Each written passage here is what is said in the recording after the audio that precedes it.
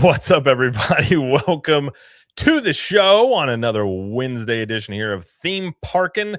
And as usual, there's a plethora of news to talk about. I think literally I have on the sheet here, I think there is at least 10 stories that we could go over. We're not probably going to hit all 10 of these. We got some big ones we're going to hit here, but we do have some interesting things about Hagrid's. That is a very interesting conversation to have there about what's going on there, along with some permits that point to something that I'm going to tell you guys when we talk about it. I was told this a few days before that news broke, and I was like, it's probably not a thing. And then it turns out it is a thing, and I was like, dang it. But talk about that. And we're hit Bluey, because that seems like it is quite a hit over there in the animal kingdom. And then we're going to dip into some Disneyland stuff, because there's some stuff going on at Disneyland, including a potential chemical explosion that might be in the vicinity. So we're going to talk all about that today. But before we get to all that, I want to say hi to everybody in the chat real quick, and then we'll introduce anybody on the panel. We got John Make It Rain. We got Storybook Sorceress. Ewan, let's see, Ewan Kumia. I think I got that right. Maybe we got Rubio in the house. Okay, I might get it right one of these days. Sometimes. It's your Jesse Adventure. We got Theme Park Wizard. What's up, Wizard? And we got Jacob Weller. We got all the people. David's in here. What's up, everybody? Thanks for being here. And I'm going to introduce the panel here. So we got a good group to talk about this stuff. And as usual, we're joined by Mr. Orange Grove 55. Thank you for being here. And where can everybody find you out on these always peaceful and non-argumentative interwebs? Yeah, no, absolutely. I love being here with you guys, talking with everybody in the chat. You can find me. I don't know why I'm looking so tan today. I don't know. Maybe because I'm at Universal this weekend. But in California, just taking in those rays. Yeah, absolutely. But yeah, you can find me right here on YouTube, Orange Grove 55, talking theme park, studio, corporate side, all that good stuff with these gentlemen all the time. You can also find me on Instagram, which is kind of my home base right now on social media. I'm taking a liking to the Insta, Orange Grove 55. And you can also find me on X, Orange Grove 55. Absolutely. And we're also joined by Mr. Vash Sky and his plethora of knowledge. And he's always, I appreciate Vash's preparedness on everything. So Vash, thank you for being here. Hopefully you're having a good day. And where can everyone find you out there on the internet? Everybody can find me at Vash Sky. That's right down there on X, actually. It's probably the best way to follow me. You can also find me at the Vash Sky ParkCast, where we have amazing streams every single Wednesday at 2 p.m. Eastern, following that Park Place. Every single Thursday at 6:30 p.m., a new time slot for us. But in order to get some more stories out for you, you can find us there. Also, too, on Saturdays at 3 p.m., that's for members right there. We have a Vash and Vixen show. Going to be pretty cool. OG, you're going to want to tune into this one, I will say, because we're talking about UFOs and Disney's relationship with them. Oh, yes. Were they actually trying to... Oh, yes. Were they trying to do a UFO Tomorrowland special back in the 1950s? It would seem so. Maybe the U.S. government had something to do with it not actually happening. It's going to be a lot of fun and more. So check us out. That's for members on Saturday at 3 p.m. Eastern. It's going to be a lot of fun. I love that stuff, Matt. You are speaking my language. That is interesting. Dude, if I'm like looking for something to watch on YouTube, and if it's UFOs or something, I will click on it so quickly. I'm just like, what is this about? And it's good stuff. Yeah. I will check that. That's interesting. I like that. And then we're joined as well by Mr. Theme Park Conductor.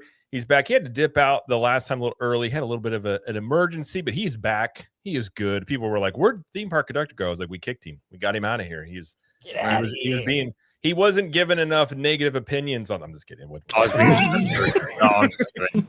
Just kidding. But thank you for being here. Where can I find you as well? Absolutely. I can't wait to talk about all these amazing topics. It's going to be a great live stream. You can find me on YouTube, Instagram, and Blue Sky at Theme Park Conductor, on X at Theme Conductor, TikTok at Theme Park Conductor 1, and every Sunday at 5 or 7 p.m. for Conductor Sunday live stream, where all three of these gentlemen have been on that live stream and will continue in the future to be on that live stream, talking about Disney, Universal, Studios, everything theme park related. And just like the chat's blowing up here right now and we haven't even gotten started, that's how it is over there on that live stream. So definitely go check it out. Absolutely. And we just talked about some of the HHN announcements over on OG's channel as well. So we're probably not going to hit that tonight, but they did announce Sinners was coming to Halloween Horror Nights. But probably whenever they have more announcements, we'll do a whole breakdown there, because I'm very excited about Halloween Horror Nights, because I was telling you guys I got Express Pass lined up. I'm not doing the plebe way anymore. I've done it every year that way, and it's by 2 a.m. I'm like, I should have just got the Express Pass. This is miserable. Because how about you guys? I get more tired standing. Like, that'll wear me out more just standing in a line than walking more. Oh, like 1,000%. Like 2 years ago, there was a line. Everything was moving pretty quick, and I forget it was the house that had it was the movie like the haunted movie theater thing. It was actually pretty cool. Oh yeah. But that line took almost 2 hours. Jesus. And by the end of that, I was like, I just can't. Like, I was just like, I'm done. I can't. Like, the thought of a 90-minute wait after that, I was just like, I can't do it. But now, Jared, you did mention the HHN show. That actually drops tomorrow on my channel. But that one was really, really fun. That was with you and Conductor and our friend Tommy, right? Yep. Yeah. That the second half of that video goes so far off the rails. That video was on track for a bit, and then just like, what's this side road? And we just wound up somewhere deep in the woods. We still don't know where we're at this point. We were talking Bob Iger cardigans, all kinds of stuff. It was wild. I still think they need to hang up. If they're going to give Bob Iger the Legends thing, he needs to have like a cardigan up there, and then all the people are be really confused. Because we're a Honda Center. Who plays in the Honda Center? The Ducks. Oh, okay. Yeah, you're gonna have hockey fans being like, "Why is there a gold cardigan up there?" And they're like, "Oh, it's Bob Iger." Perfect. Remember, Bob Iger? His Lacostes are sitting right next to it on the thing, and it's like, well, I guess he deserved that. But yeah, well, the other one that went probably more off the rails was Candid's episode the other day. That one was. Oh God! Don't even get me started. I mean, I feel bad for anyone tuning into that one, because it was like this whole thing about Westcott, right? And people are probably gonna click that video thinking, okay, we're gonna get like a Defunct Land like video essay about this great like never happened kind of project, and it just goes out of control. It's Defunct Land, but in the wrong direction. I could promise you that. I will say, out of that, I really want Westcott to happen, because like that whole thing, like we did the math. I said that 300-foot ball there. I looked it up. It's almost the size of the Las Vegas Sphere. That would just be like at the center point. I'm like, what is this thing? That would be amazing. So I'm rooting for it from the outside looking in. I tell you that much. We got to get that thing. Now, Vash knows a lot about Westcott too. He's knowledgeable about that. That park was such a cool concept, dude. We need to do a full breakdown. Like that one thing that's in the middle of the water, it looked like a ship from Halo. I'm like looking at that thing, and I was just like, that thing looks odd. It looked like an alien spaceship just sat down. They're like, yeah, we're building a park around it. I'm like, that's crazy. But pretty sick. Dude, it's so crazy. Such a crazy project. I hope it happens. We got a couple of super chats we'll hit before we get going here. We got Juliet here for a 5, I think it's euros, but thank you, Juliet. It says, morning Vash Sky ParkCast Skyliners. Capture the Magic Orange Grove 55 theme park conductor in chat. Thank you, Juliet. Thank you for being here. Juliet. And then XVoot with a 20. Thank you, XVoot. Says, what do you think about the rumblings of a new Dark Universe ride? All while back, a pic from Bio that showed the expansion pad at Dark Universe with a statue of Frankenstein and Wolfman face up and creature face down. Curious. Well, we will break that. So I will save this. We'll bring this chat back up when we do talk about that, because we're going to hit up that permit out there. But yeah, it is interesting. And I was actually told, like, I was telling you guys like 2 or 3 days before that news broke, and I think you could probably say thing, Bash. It's like you hear like 1,000 different things from people, especially at Universal. It's like all this stuff changes. And I was like, oh, well, we'll see what happens. And like 2 days later, it broke. And I was like, oh, that was the one that stuck. Because it like half the time you hear something, and like the next week it's something different. But either way, it is exciting stuff for Epic. But absolutely, let's get into talking about some Bluey, favorite little animated character out there. Rudio is saying we got some real guys on the panel, so we're gonna have some real guys talking some Bluey. Let's go. We gotta chug our protein. You guys got your protein shakes ready? We could chug. I'm just kidding. We don't have to do it. I do have a protein. As typically goes, I have a protein shake here because I was like, I'm gonna need something. There you go. But, we got real man news here. All right, we're gonna talk about Bluey here. So Bluey, if you don't know, it's not a meet and greet. It's I guess you'd call it an interactive experience with Bluey and Bingo over at Animal Kingdom. And if you know anything about Bluey, it is a huge show. It's actually the biggest show on Disney Plus. And then bringing it into the parks is, I I haven't questioned how big this would be. My question has been where they've been putting this. What is that going to look like from a demand and capacity standpoint? And we got a little bit of a clearer picture there as the virtual queue, which they're using for this, hit capacity within seconds on first couple of days here. Oh, for and sure. It looks like it's very much in demand. And so some people have been confused by this. It's like you play with Bluey and Bingo. There's music going. We're going to check this out in a couple weeks. But they have 2 drops.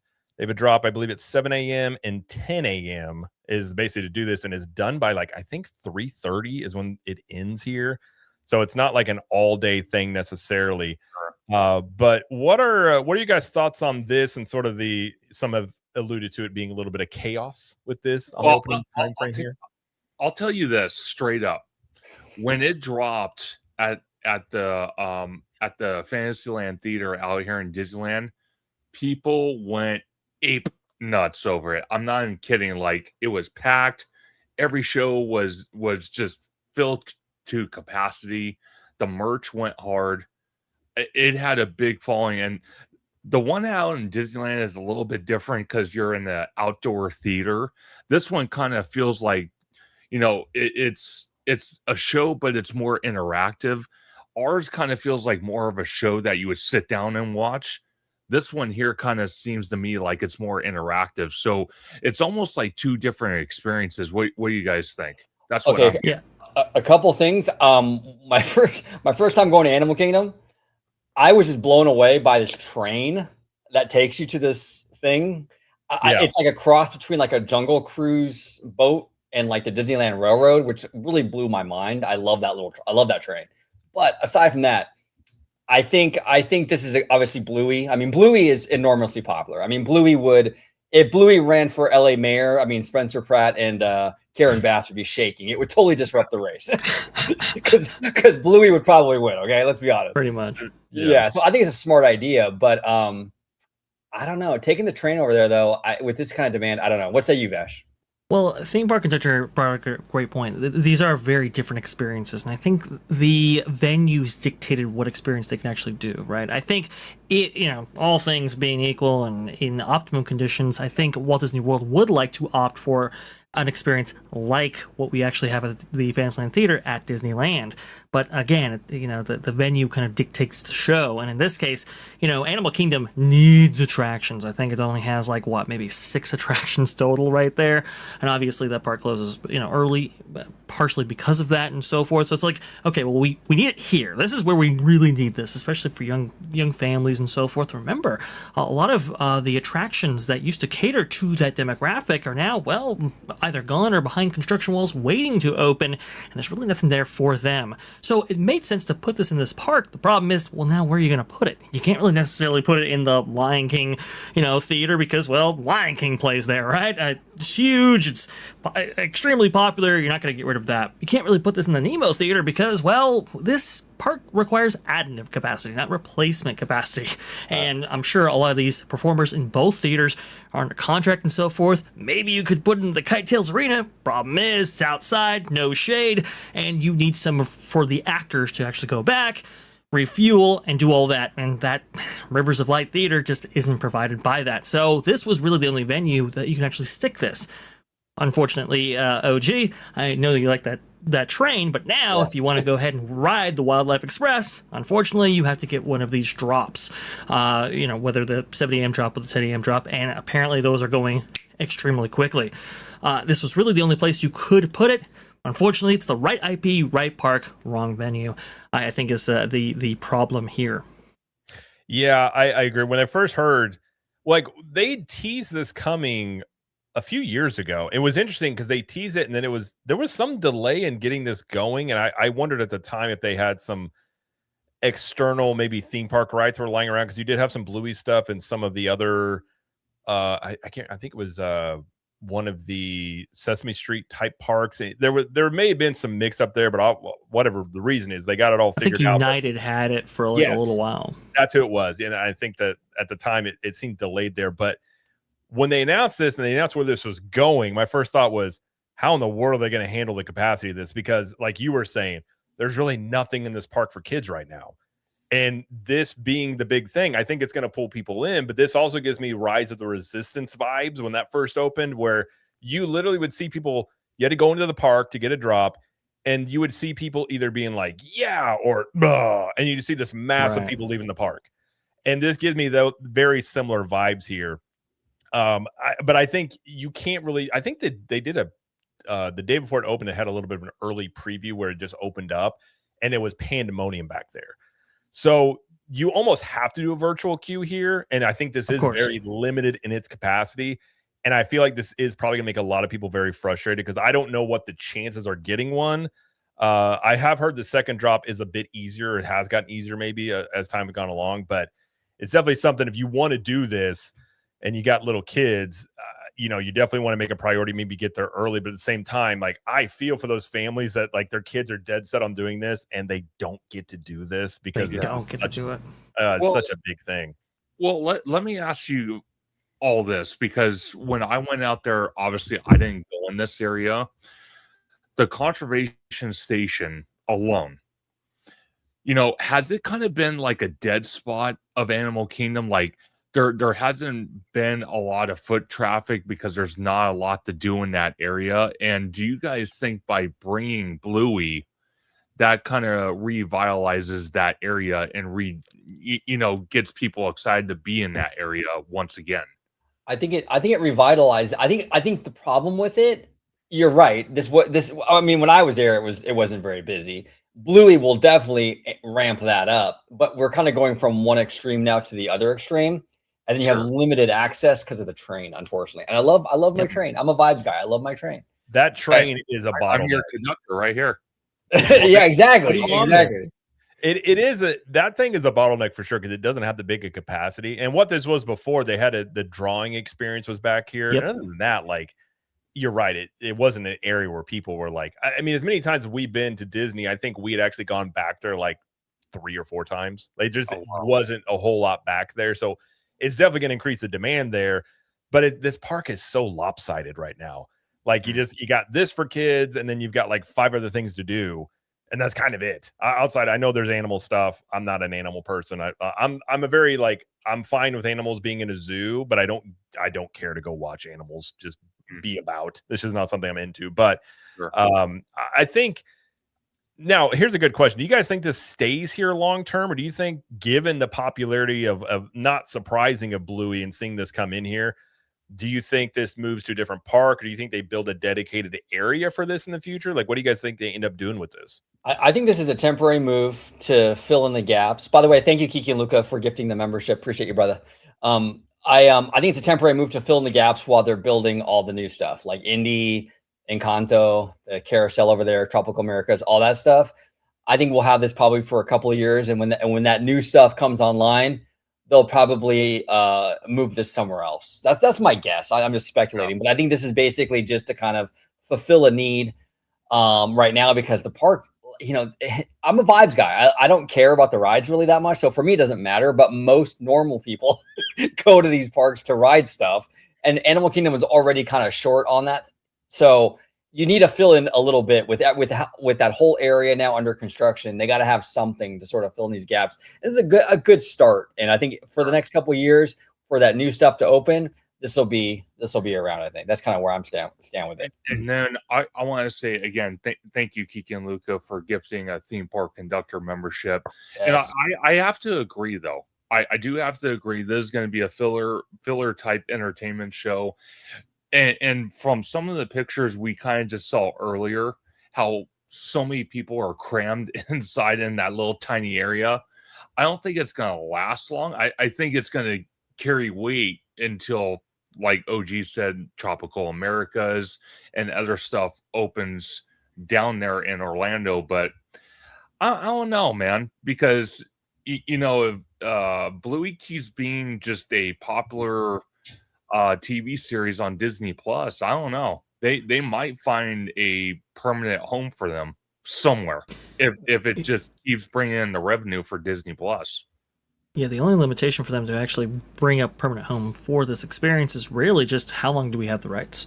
How much do we really want to invest in a franchise that we could leave at any moment, right? I think that's the only limitation for transferring this to a proper venue that people might expect from something like the Disneyland Resort's Fantasyland Theater experience. But I think it's going to depend on what the surveys are with this, because I will say, in this space right now, it's not optimum. I mean, it's kind of controlled chaos at the moment, and I think it holds up okay, but I don't think it's necessarily the experience that Disney wants to put on. Plus, too, when you're in that space in Conservation Station, you have all this loud stuff going on with all these kids, it can kind of be sensory overload. So I think, if you have a this sensory sensitive child, maybe you want to go ahead and invest in some headphones or something for them in order to get them through this, because I think that's the other thing that's kind of holding this back right here. I think I agree with OG in that I think this stays as long as those expansions actually, set up. But I do think it will stay with us just a little bit longer. Again, it depends on those surveys. It depends on if, in fact, they want to go ahead and maintain this experience in this specific venue right here. I think Bluey is here to stay. And I wouldn't be surprised if they actually carve out a space that could be easily transformed later if, in fact, they lose rights to the IP, but something that is a little bit less supply constrained and showcases Bluey in this specific park. I think they do want this here. Animal Kingdom needs it. Even after these new expansions and so forth, I think they'll still need something like this, and I think they still want a presence here in this park. Well, let me ask you this, because when I was in Animal Kingdom, you have you have Everest, right? And then you kind of have that outdoor amphitheater with the body of water that once had a show, then they got rid of it, and now it's just sitting there abandoned. Do you think they could use that outdoor amphitheater for interchangeable shows? Like maybe move Bluey over there and then change it to something else. So that way it's not a permanent, Bluey show, but it's interchangeable like the Fantasyland Theater at Disneyland. The only limitation there is, go ahead, capture the magic, please. Oh, I was just saying you could. I guess the question would be, do they plan on doing a nighttime show ever? Because that's been nothing has stuck in there forever, but it's a gorgeous area. The last thing they had was that kite show where they would crash videos. That thing was I watched that in person. I was like, what is this? Those kites just, the only way they could stop, they just crash into parts of the thing. It was kind of entertaining, but I mean, you could do that. And a little known fact, and I'll let you go, Vash. Actually, when they acquired the rights to Bluey for Disney Plus, Disney had the chance at that time to lock up those theme park rights. And I think it was Chapek that was like, nah, we're good. And then Bluey blew up, and they're like, oh no, we should have gotten those. And I don't know. Do you know where those stand, Vash? How long they have this, or what the limitations are on any of the Bluey I don't know what the current contract is for the theme park rights, but you are right. They had both theme park and merchandising rights that they could have picked up for a steal back in 2019. Yep. They whiffed on it. Whoops. That's the one that got away right there. It's now back in house, but I'm sure they paid a little bit more for those rights. And that's the thing. I think they obviously see the value in this, and I mean, if in fact they have it long term, then who knows? They could set up a wide variety of different experiences. Hell, I wouldn't even put it past them to actually set up a new land if in fact they can actually work that out in advance. But the issue as it stands right now is, like you said, it's too supply constrained at this current moment. Could they necessarily put that in the Rivers of Light auditorium? Yes, and I think, or the amphitheater. I think they could, but the problem is, conductor, is that there is no shade out there. There's no shade structures, and there's no setup and takedown when it comes to, characters backstage and so forth. There's just nothing out there, and that's really the biggest limitation with that area. Is just, it's great for night, and even at night it gets hot. I remember for Rivers of Light in those initial shows, people were still, it's a little bit hot under the pants there. Yeah, when they actually sat down, because it absorbed that heat from the day, and that was at night. Yeah, especially Animal Kingdom. That thing feels a good 5 to 10 degrees hotter than any other place in Orlando. And Orlando's already a sweltering place in the summer for sure.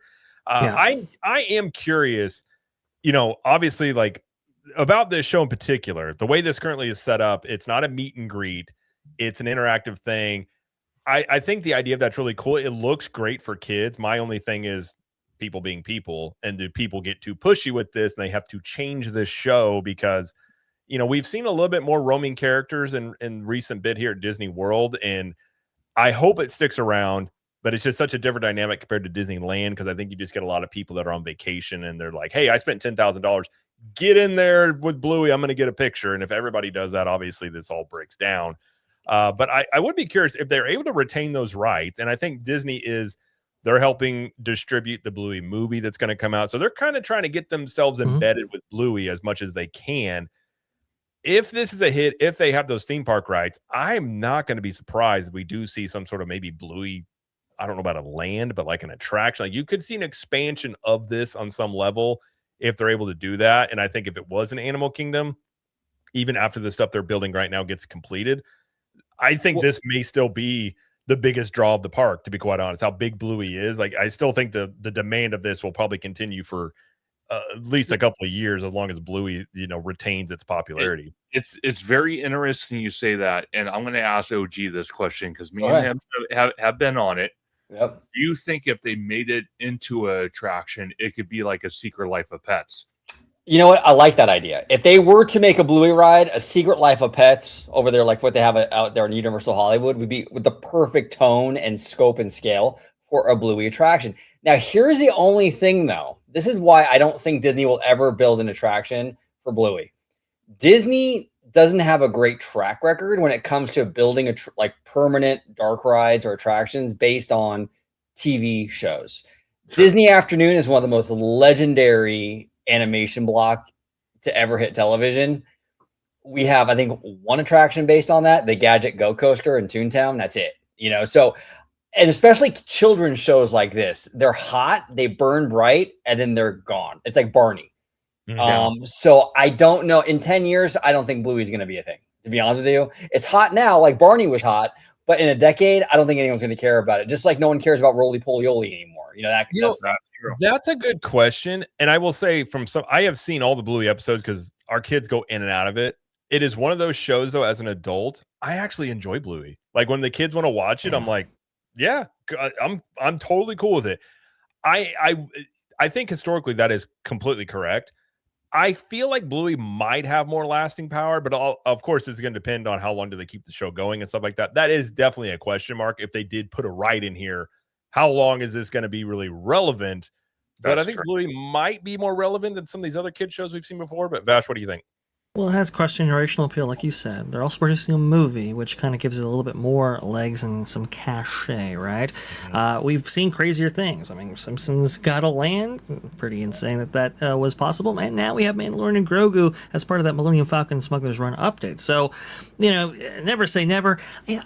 As I'm thinking about this and as I'm going through this, it almost seems like Zootopia should be at Conservation Station and Bluey should be beneath the Tree of Life. Doesn't it kind of feel like that? If you were to flip that, I think it would kind of work out just a little bit better. But c'est la vie, we're in the situation now. I don't know where we quite go with this. But look, I mean, it's undeniable. This thing is extremely popular. Obviously, the TV show has been running on for 6-7 years now or something like that. And it is... You know, I mean, I don't think it's diminished in popularity. In fact, in some cases and sometimes, I think it's actually grown and so forth. That's why they're producing a movie right there. This thing actually moves, I believe, for pretty good, you know. It moves merch, is what I'm saying. Oh, yeah. I don't know. I could kind of see them cracking that, OG, on at least on this one. But you make some very good points, indeed. Yeah, I think Bluey, it might be one of those shows that's just different from the other kids shows for that reason. I think there's some question about how long it's going to run, and you know, I think the creator behind it they took a break, so there's some questions there. But as long as this thing's number one on Disney Plus, I think Disney's going to give it as much as they want and try and get as much out of it, because I think it's like by far the number one thing on Disney Plus. And it's funny because it's not something they own. It is something they literally licensed out to do it. But I mean, I think, and you're right, Vash, too, about like the cross-generational appeal. It's something that a lot of these episodes, they're not really like a lot of the kids shows. If I'm being honest, like when my kids were real little, like I was not letting my kids watch like Coco or whatever that one show is. It's like all these bright, crazy colors. Just it seemed like it was just it's just like, what is this? It's actually a show that it's a kid's show, but it kind of reminds me of like 90s sitcoms about some of the stuff they hit. They'll hit some serious subjects in this show in a way that you're like, oh, like you're not heavy-handed about it. So it's interesting with this. It very much could be an anomaly of what we typically see in kids shows, but I think that this thing is if it is successful, this maintains its popularity, I think, for over a year, maybe 2 years. I would not be shocked if anything, they, like you were saying, Vash, maybe they graduated to a better venue. Sure. And I do agree with you. I think it makes way more sense in the Tree of Life than Zootopia does. Like if you swap these two out, I think most people would be pretty happy with that. Hey, you know, go ahead, conductor. I think me and you are going to point out the same thing. Go ahead. Oh yeah, the wizard comment. Go ahead. Go ahead. Take over. No. By all means, read it. Go for it. Theme park wizard. I think this is interesting, and now this might play to. Keep in mind, Disneyland and Walt Disney World both have two different audiences completely, right? We have a lot of magic keys and stuff, but he says here, something to think about now, the Bluey show at Disneyland is much quieter in attendance as the weeks have gone by. So that's interesting. I'm very curious to see with this one in Florida with more of a tourist demographic, if it maintains its popularity or if it kind of drops off as well. Yeah. We have more locals here who go to the park multiple days a week, so it's that's a different. Kind of what I was thinking, like, what do you guys say? 70% of Disneyland's locals. So, like, if most of those have already seen it, they may not be a lot of repeatability. And I think that's the thing with Disney World and Disneyland is like you constantly just have this new groups of people coming in that they've either never been or once in a while have been. And so I think it'll probably, especially in Animal Kingdom, if you have a kid, I mean, it's almost a no-brainer. You're going to go try and do this, one would assume. Yeah, you see this with theater shows, actually. Theater productions over there in Walt Disney World tend to last way longer than they ever do at Disneyland, because Disneyland, so many repeat visitation occurs over the years that people just, they see it, they get done with it, and they leave, and that's just about all she wrote right there. So I think with this specific demographic, I think this will, stand the test of time. I think it will. You will have very difficulty in getting a virtual queue on every single day that's available, just by the nature of this setup right here. It shouldn't be as convoluted as it is, and it should be far more accessible than it is, especially with kids with families with young children. But that's just where we are right now, and I do kind of wonder if Disney feels the heat on this one and changes this up in some way in order to make it more accessible in the meantime. Suffice it to say, people are not thrilled with this view queue process being attached to this specific experience. Yeah, no, I agree. Even if you get a pass for it, you get a reservation for it. I mean, some people are saying they're still waiting an hour and a half to be able to do this. So, especially with the little kids, maybe they change this up a little bit. But I mean, if you're looking to see if Bluey was going to be a hit, I think pretty early results are it very much is in demand, especially in this park. So we'll see what that continues to do here. Theme Park Philosophy said, what's up, Theme Park Philosophy? Said Barney lasted 25 years at Universal Studios, and Bluey is vastly more popular when you compare both at the peak of their popularity. So I don't see her moonwalking out of Animal Kingdom anytime soon. Good point. Good point. I too tend to agree. I hated Barney. Gosh, I was never someone to watch as a kid, but my goodness, I never could stand that show. But Barney has that weird face. It's just weird, boxy. It's weird. Yeah, and he's a dinosaur. I want to see dinosaurs like do dinosaur stuff. I don't want to see him sing. That's true. I love you over and over again. Like, what is this? What's going on? Don't get that song stuck in my head. I want to see Barney like see another like animal and he just goes and attack. Like that'd be kind of funny in that show if Barney just randomly like went off. He just went crazy because he's a dinosaur. And you're like, well, that's what dinosaurs do. Sometimes there you go. With the power of AI and your imagination. That'll probably be out there pretty soon. As he or was it the Real Venture says, Barney, I loved it as a kid. I mean, I'm sure as a kid, it wasn't something I watched as a kid, but I'm sure people have their Barney moments. It is funny when you go back and look at some of those old TV shows. Like, I really wish when I was a kid that you had the theme parks like now, because you'd had like Ninja Turtles and like really cool Ninja Turtle stuff and everything like that. That was what I was into the most of. But let's move over and talk about, and this is some pretty big news actually, Hagrid's.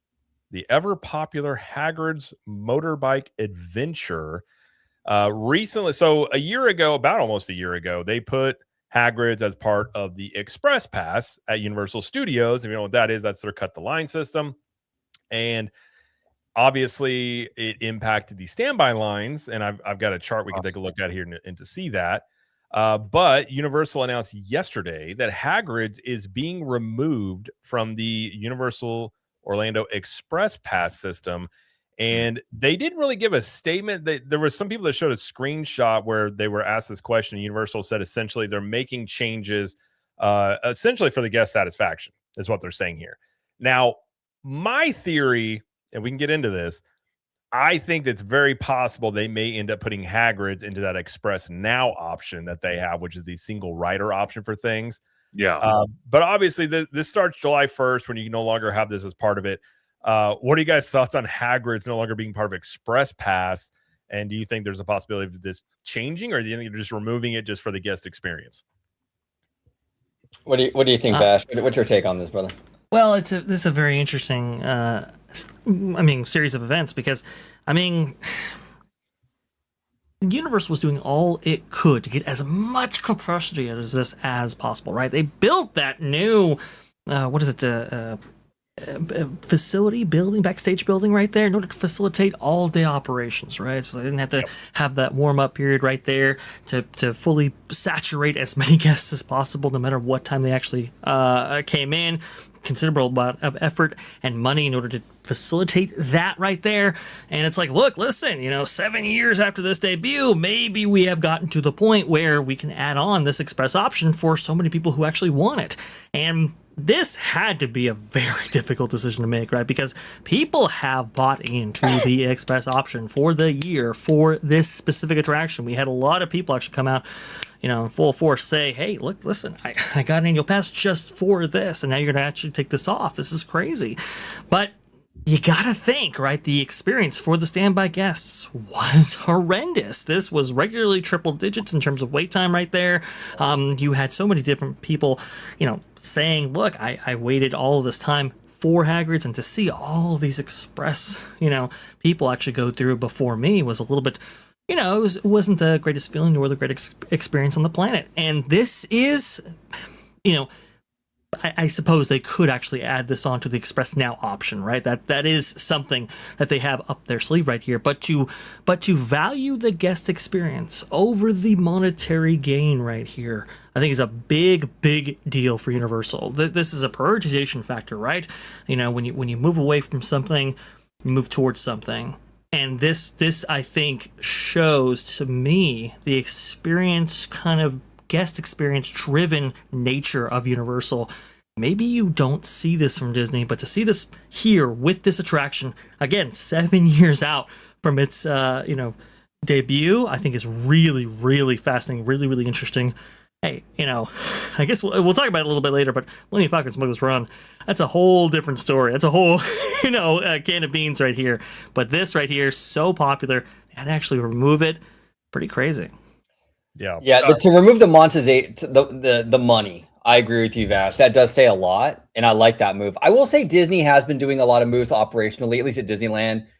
Actually in Florida too, lowering the height requirements for Big Thunder, things like that. So they're trying to do the whole guest experience, like cycle more people through and all that. But the difference with this one, though, and you're absolutely right, Vash, is that they're leaving money on the table, though, and that's and that says a lot. So kudos to them for that. That is rare when you see a theme park company demonetize a revenue stream, and not that it's the entire revenue stream, but obviously, and you're right, there's a lot of people, like when I made my video yesterday, that either upgraded to Premier Pass holder or bought Express Pass for an upcoming trip specifically almost for Hagrid's.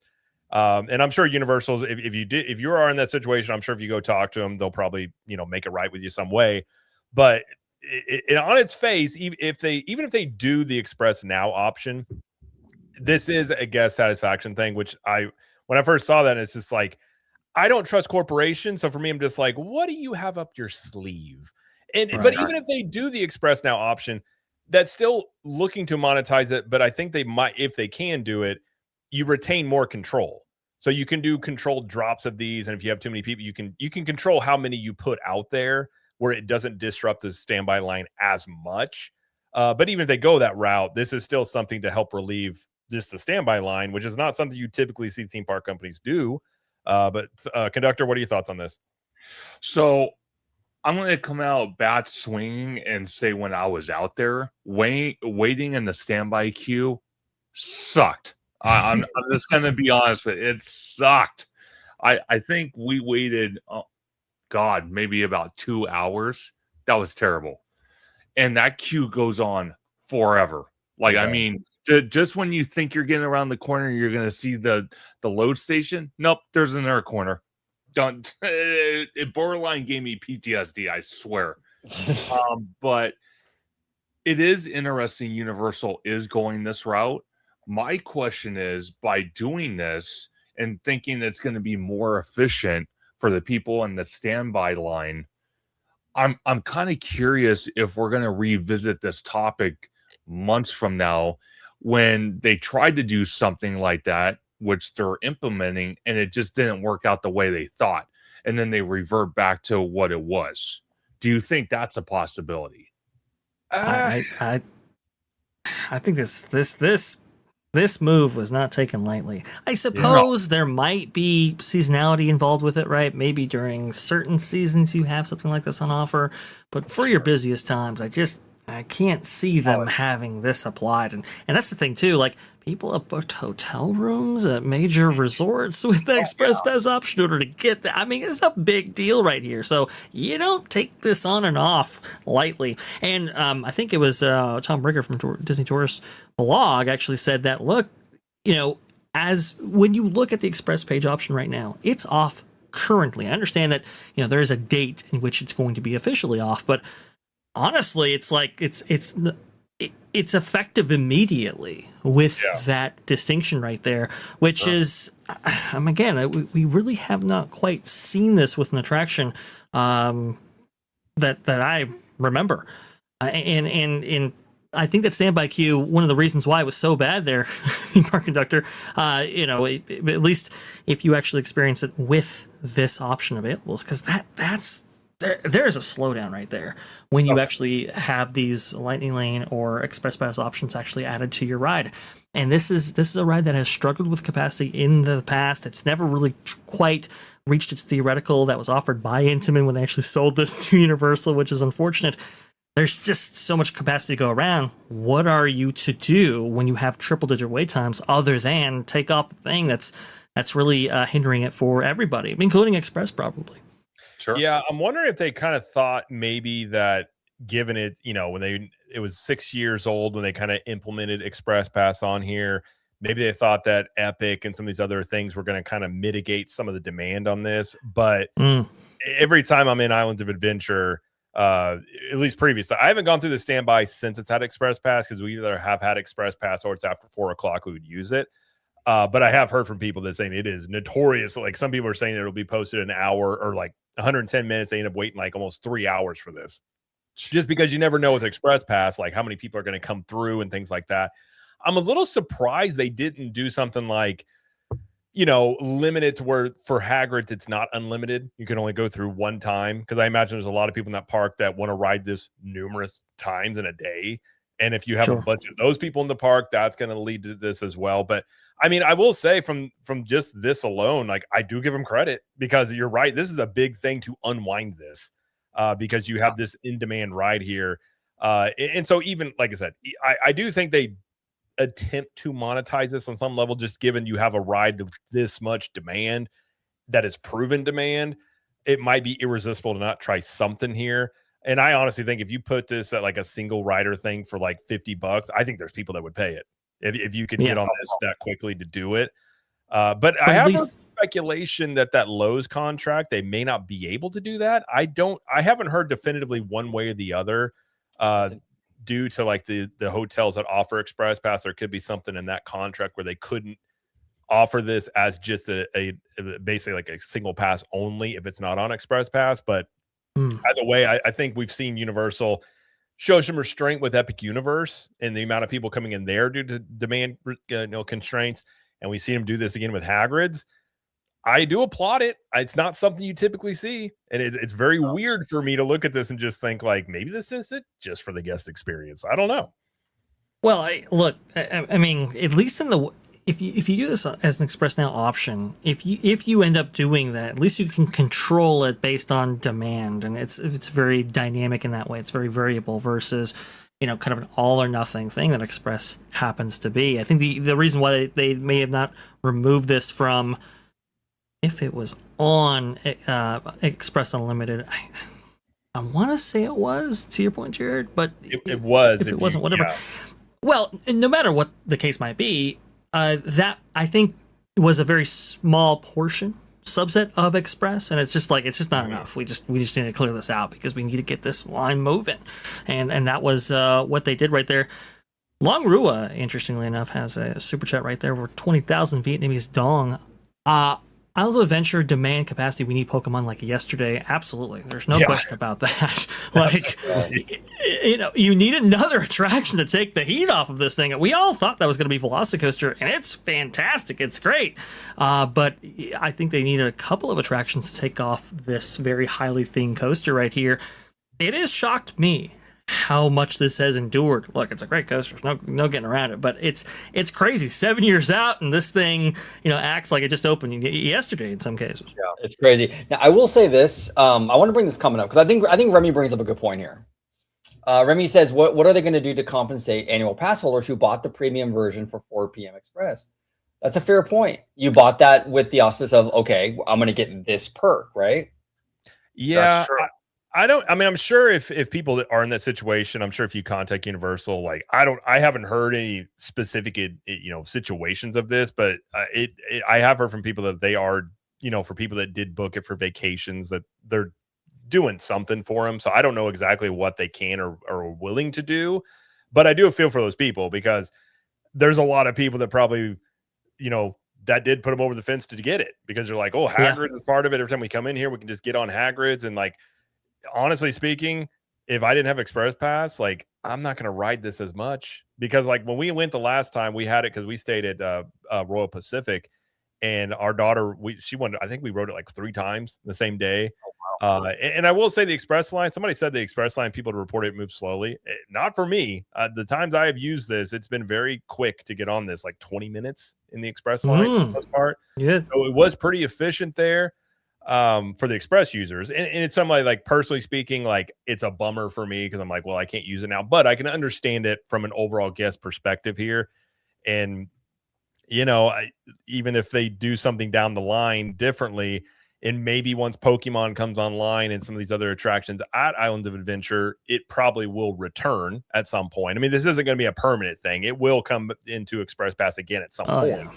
I think it took how long did it take it for Forbidden Journey? I want to say it was like 8 years or something, or was it that long? I can't remember. It was a time period there before they put it on Express Pass because that one for a period of time was kind of like Hagrid's. By the way, Hagrid's in the rain would be crazy. But yeah, I know. Crazy once the demand comes down, but it's a great coaster. Like it is my favorite coaster. It is a lot of fun, and I totally understand why it has this type of demand. And I think Velocicoaster. I'm not a coaster person, but I also think you don't have as much demand there because it's so intense. Yeah, I think Hagrid's is kind of that middle ground where it's not a kiddie coaster by any means, but it's also not Velocicoaster. And so more people, and obviously Harry Potter attached to that is going to get more eyeballs on it. So I wish we had more like mid, and I don't mean mid with quality. I mean mid like thrill. Yeah, exactly.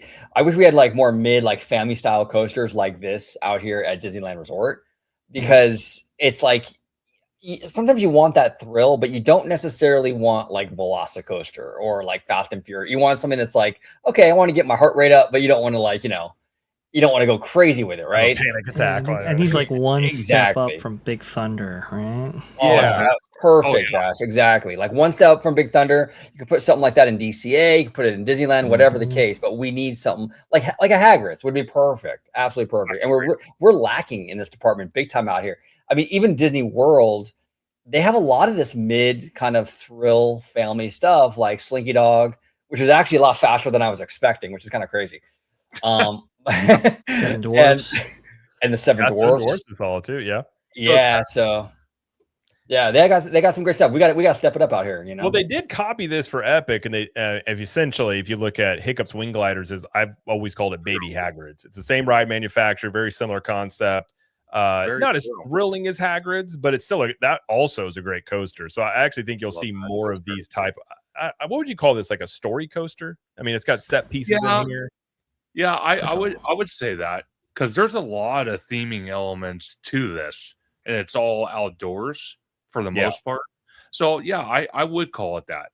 And I wouldn't be opposed to seeing stuff like this, because not everyone, like OG said, not everyone can ride Velocicoaster. Because I'll tell you, riding that the first time, I'm going to be honest with you, because I am a coaster guy. The first launch, I handled. The second, I was not prepared for. That threw me for a tailspin. I'm like, holy Lord. So I heard this ride, the Velocicoaster gets faster as you go, pretty much. It does not even out. Okay. Oh, yeah, it's like it's just breakneck the entire time. It's pretty intense. It's one step up from Hagrid's for sure. No, I mean, look, this is a great family coaster, right? It fits in that demographic that obviously plays towards a family because of the IP actually chosen, but I think it does play for a slightly wider audience, like you said, because it's just one step below Velocicoaster. It's unbelievably well designed. It actually surprised me when I actually rode it in person, because I was like, whoa, this experience is really, really fantastic. It's really awesome. It's like a low sling blitz coaster from Intamin, highly themed. Like you said, probably story coaster would probably be the most accurate description for this. But look, I think IOA is, I think we're getting to that time where we probably need some more attractions for this park, and well, that's why they're doing that right now with the Lost Continent area. So, hopefully when those attractions get on board, and maybe you have Fast and Furious over there, and also Adventure get on board, now it's like, okay, now we have multiple coaster options.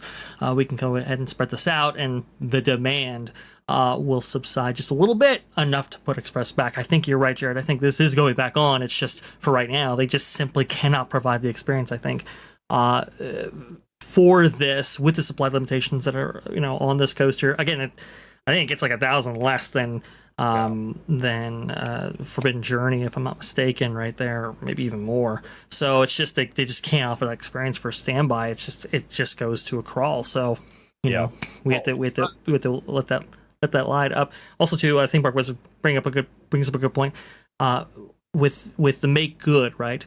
With the guest recovery, when it comes to this specific option right here, it does say, subject to change, in the terms and conditions, which is unfortunate. But I wouldn't put it past Universal to make good, maybe privately, like you said. Yeah, I think they probably will, because that's also going to be a bad look if you got people that like, I upgraded and I bought this huge package and a lot of it was for this ride in particular. They're usually, from the most part, what I've ever heard, pretty good, and so is Disney for the most part, about if you got complaints about stuff, usually they'll do something to try and take care of you there. But sure. Well, let me ask you this, because Vash, you, me, and OG know about this, because we're having the similar problem with Lightning Lane out here at Disneyland. Seeing that Universal is exploring these options, starting with Hagrid's, does Disney look at this and possibly maybe, try to test it at Disneyland? Because for a long time now, we've all heard time and time again people complaining how Lightning Lane's oversold.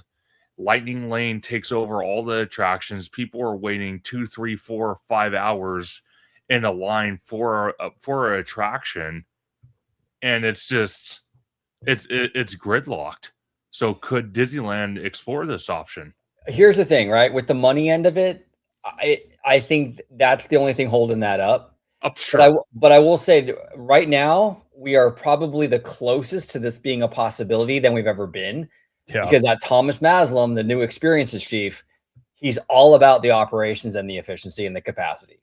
Yeah. And if he sees a way where he can maybe knock some of these out and get people moving through them, it's a possibility. Like, again, they're forfeiting some money though. So, I mean, that's an issue, but maybe they will look at Universal and be like, well, it's working for them. The guest surveys are really positive.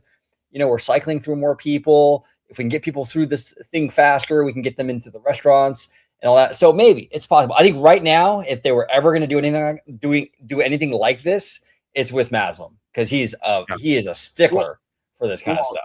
The only reason I bring that up too, because you've mentioned it so far in this live stream and then other content as well, that when you look at Disneyland compared to Walt Disney World, Disneyland is a locals park. And they've even stated in the past they want to make it more tourist related, like Walt Disney World.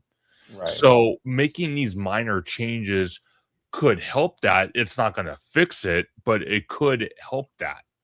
You know what I mean?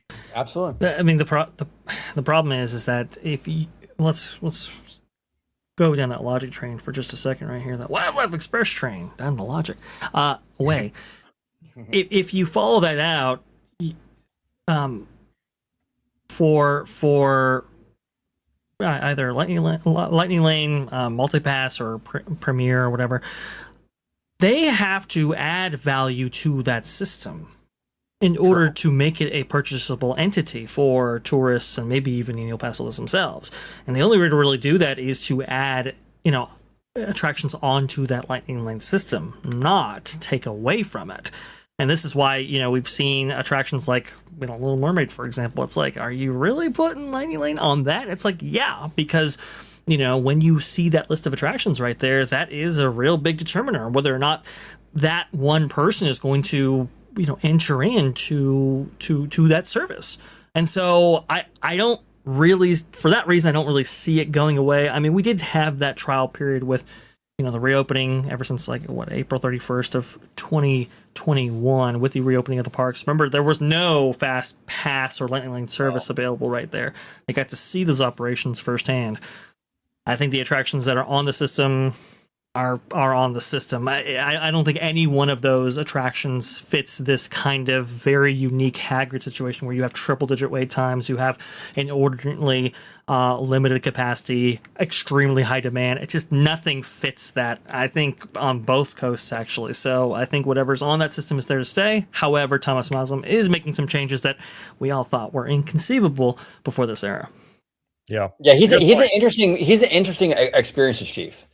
Because he's doing a lot of things that nobody has done in the longest time, and he's addressing some issues, but we'll see. It's still kind of early, so I don't want to count my chickens before they're hatched. But I mean, so far I'm digging the capacity stuff and all that, because I do think that was a big problem for at least out here in Anaheim, Well, and I think we talked about this on your live stream a couple weeks ago, Vash, but it's like he, at the town hall thing he did, I think it was before he was named the chairman, he had some very interesting statements, being very blunt about some of this stuff. And, I think even with Joe Shute as the new Disney World president and Thomas Maslam and tomorrow, I think you definitely have a different leadership prism maybe going into the parks. Yeah. And I'm curious how that pans out. Obviously, it's easy to say stuff, and he's had comments about wanting less phone usage. How do you really do that? But I do like at least hearing those things. That's not stuff we have heard in as long as I've been covering theme parks, really, in the past decade at least, of hearing the way that he was talking and even doing this with Universal. So maybe this comes with competition as well, because Universal obviously is competing with Disney World, and they don't want to have bad guest experiences because they're still trying to, word of mouth and things like that. So the only thing I would say about Hagrid's is, and I think you had mentioned it, Vash, it's like this could not have been a very easy decision to make, because you're going to have this negative fallout from it. And, even like I said, even if they do bring in the Express Now type of thing, if they're able to do that, it still maintains more control over it. And the whole idea there would be not to impact standby line as much. So it does seem like this is a move to help, the standby people that are not buying Express Pass, which typically that's not something you see. Usually they want to take care of the people that are paying the bucks for these things. So I will give them credit for that, and we'll see how this pans out. But I think at the very least, you get to 2 years, whenever Pokemon or whatever land is done for Lost Continent, some of the other things like this will come back. And maybe naturally some of the demand falls off. I mean, just now, I think when Tron came online for Magic Kingdom, you finally saw some of the lesser of the demand for Seven Dwarfs Mine Train, which basically maintained 90-minute wait times almost around the clock for a better part of a decade. So some of these rides do maintain that type of demand. And personally, if this ride was ever like a 40-minute wait, I would ride this constantly because I love this thing. At some point, no question. Yeah, at some point it'll hit that, but obviously I don't think it's going to be anytime soon. But it's interesting stuff nonetheless. I think when you're looking at this, but you guys have more thoughts on this before we move on to Epic Universe? Well, I just want to say one thing too, actually, to touch upon a little bit with Thomas Maslam, real quick. I will say this. I think so far under the Damaro administration, I don't know what you'd call it, the Damaro era. Regime. Yeah, exactly. I think he's done. I think some of the decisions made with leadership have been pretty good. I like Thomas, the new guy for Disney World. I heard is very solid. I mean, they're making moves. You know what I'm saying? So we'll see how it shakes out. It's still kind of early, but I mean, it takes. I think it takes a good leader to kind of recognize good talent and where to put certain people in certain positions. That's not an easy thing to do. That is a skill. And I think so far he's been doing a good job on that front, to give him credit. So I think absolutely. So. And by the way, I forgot to mention this. I'll show this real quick because I brought it up and I totally forgot we got to talking. The impact of Express Pass on these wait times is something you can see. If you look here on this weekly chart, this is from Thrill Data. So if you look here, you had Express Pass introduced around this time period right here. And you can definitely see, I mean, we had some big months in January. We're up to like 200-minute waits or more on this. And the capacity for this has to come from somewhere. You cannot add more capacity to an attraction unless you add a new track or, all of that. It's just the capacity is what it is. So it has to come from somewhere. Yeah. And I actually ran these. I actually went to Grok and I was like, run these numbers. So basically, ever since Express Pass has been implemented on this, you have seen an increase of 22 to 33% in standby wait times. And even if you take out, I actually did have it take out January and February because those spiked really high. It was still about a 20% increase. So it's undoubtedly been, it's impacted wait times, undoubtedly.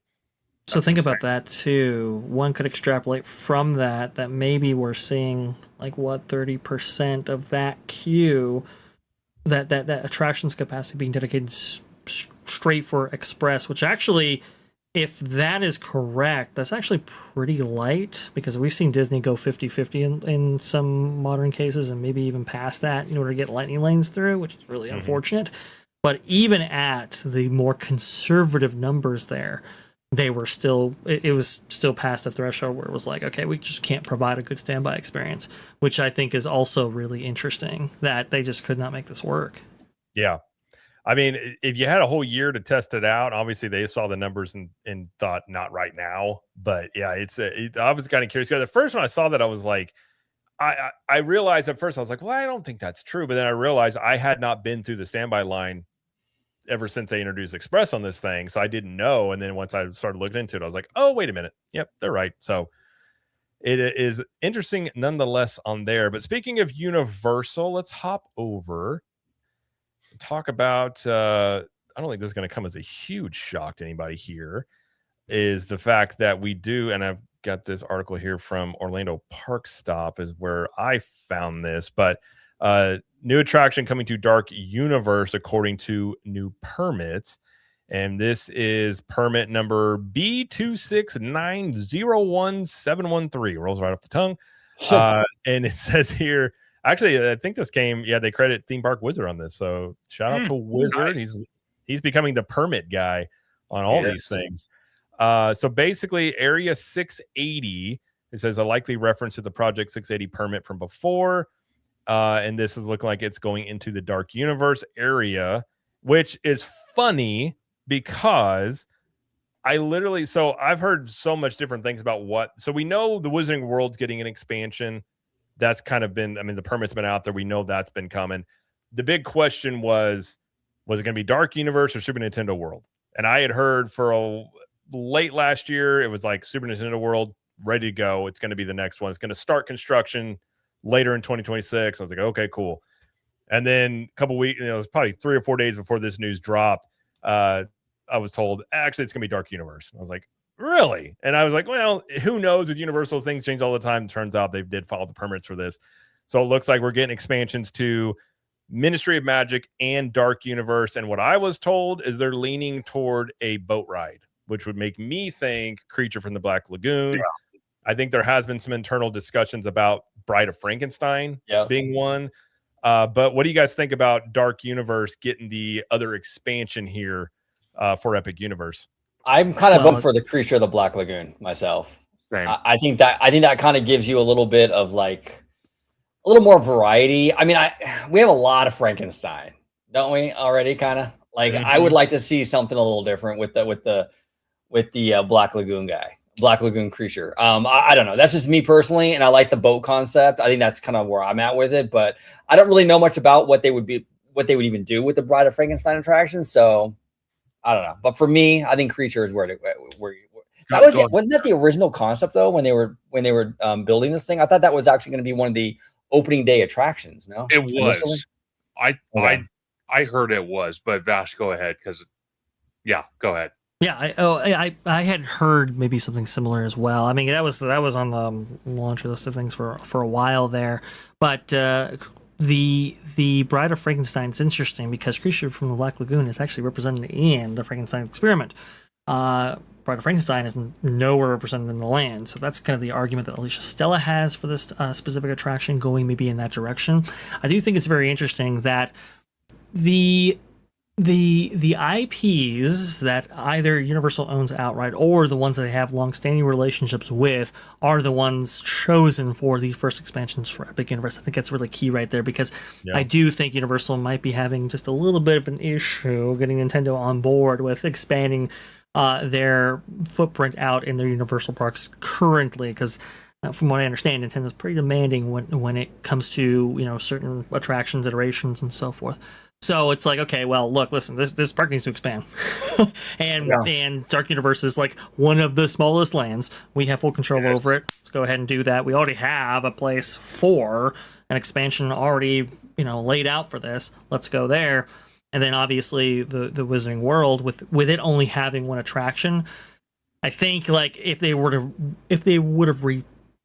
redone this, right? If they had a second chance to do it all over again, maybe they would have opted for that second attraction in that spot, because for a while there it was on the plans, it was going forward.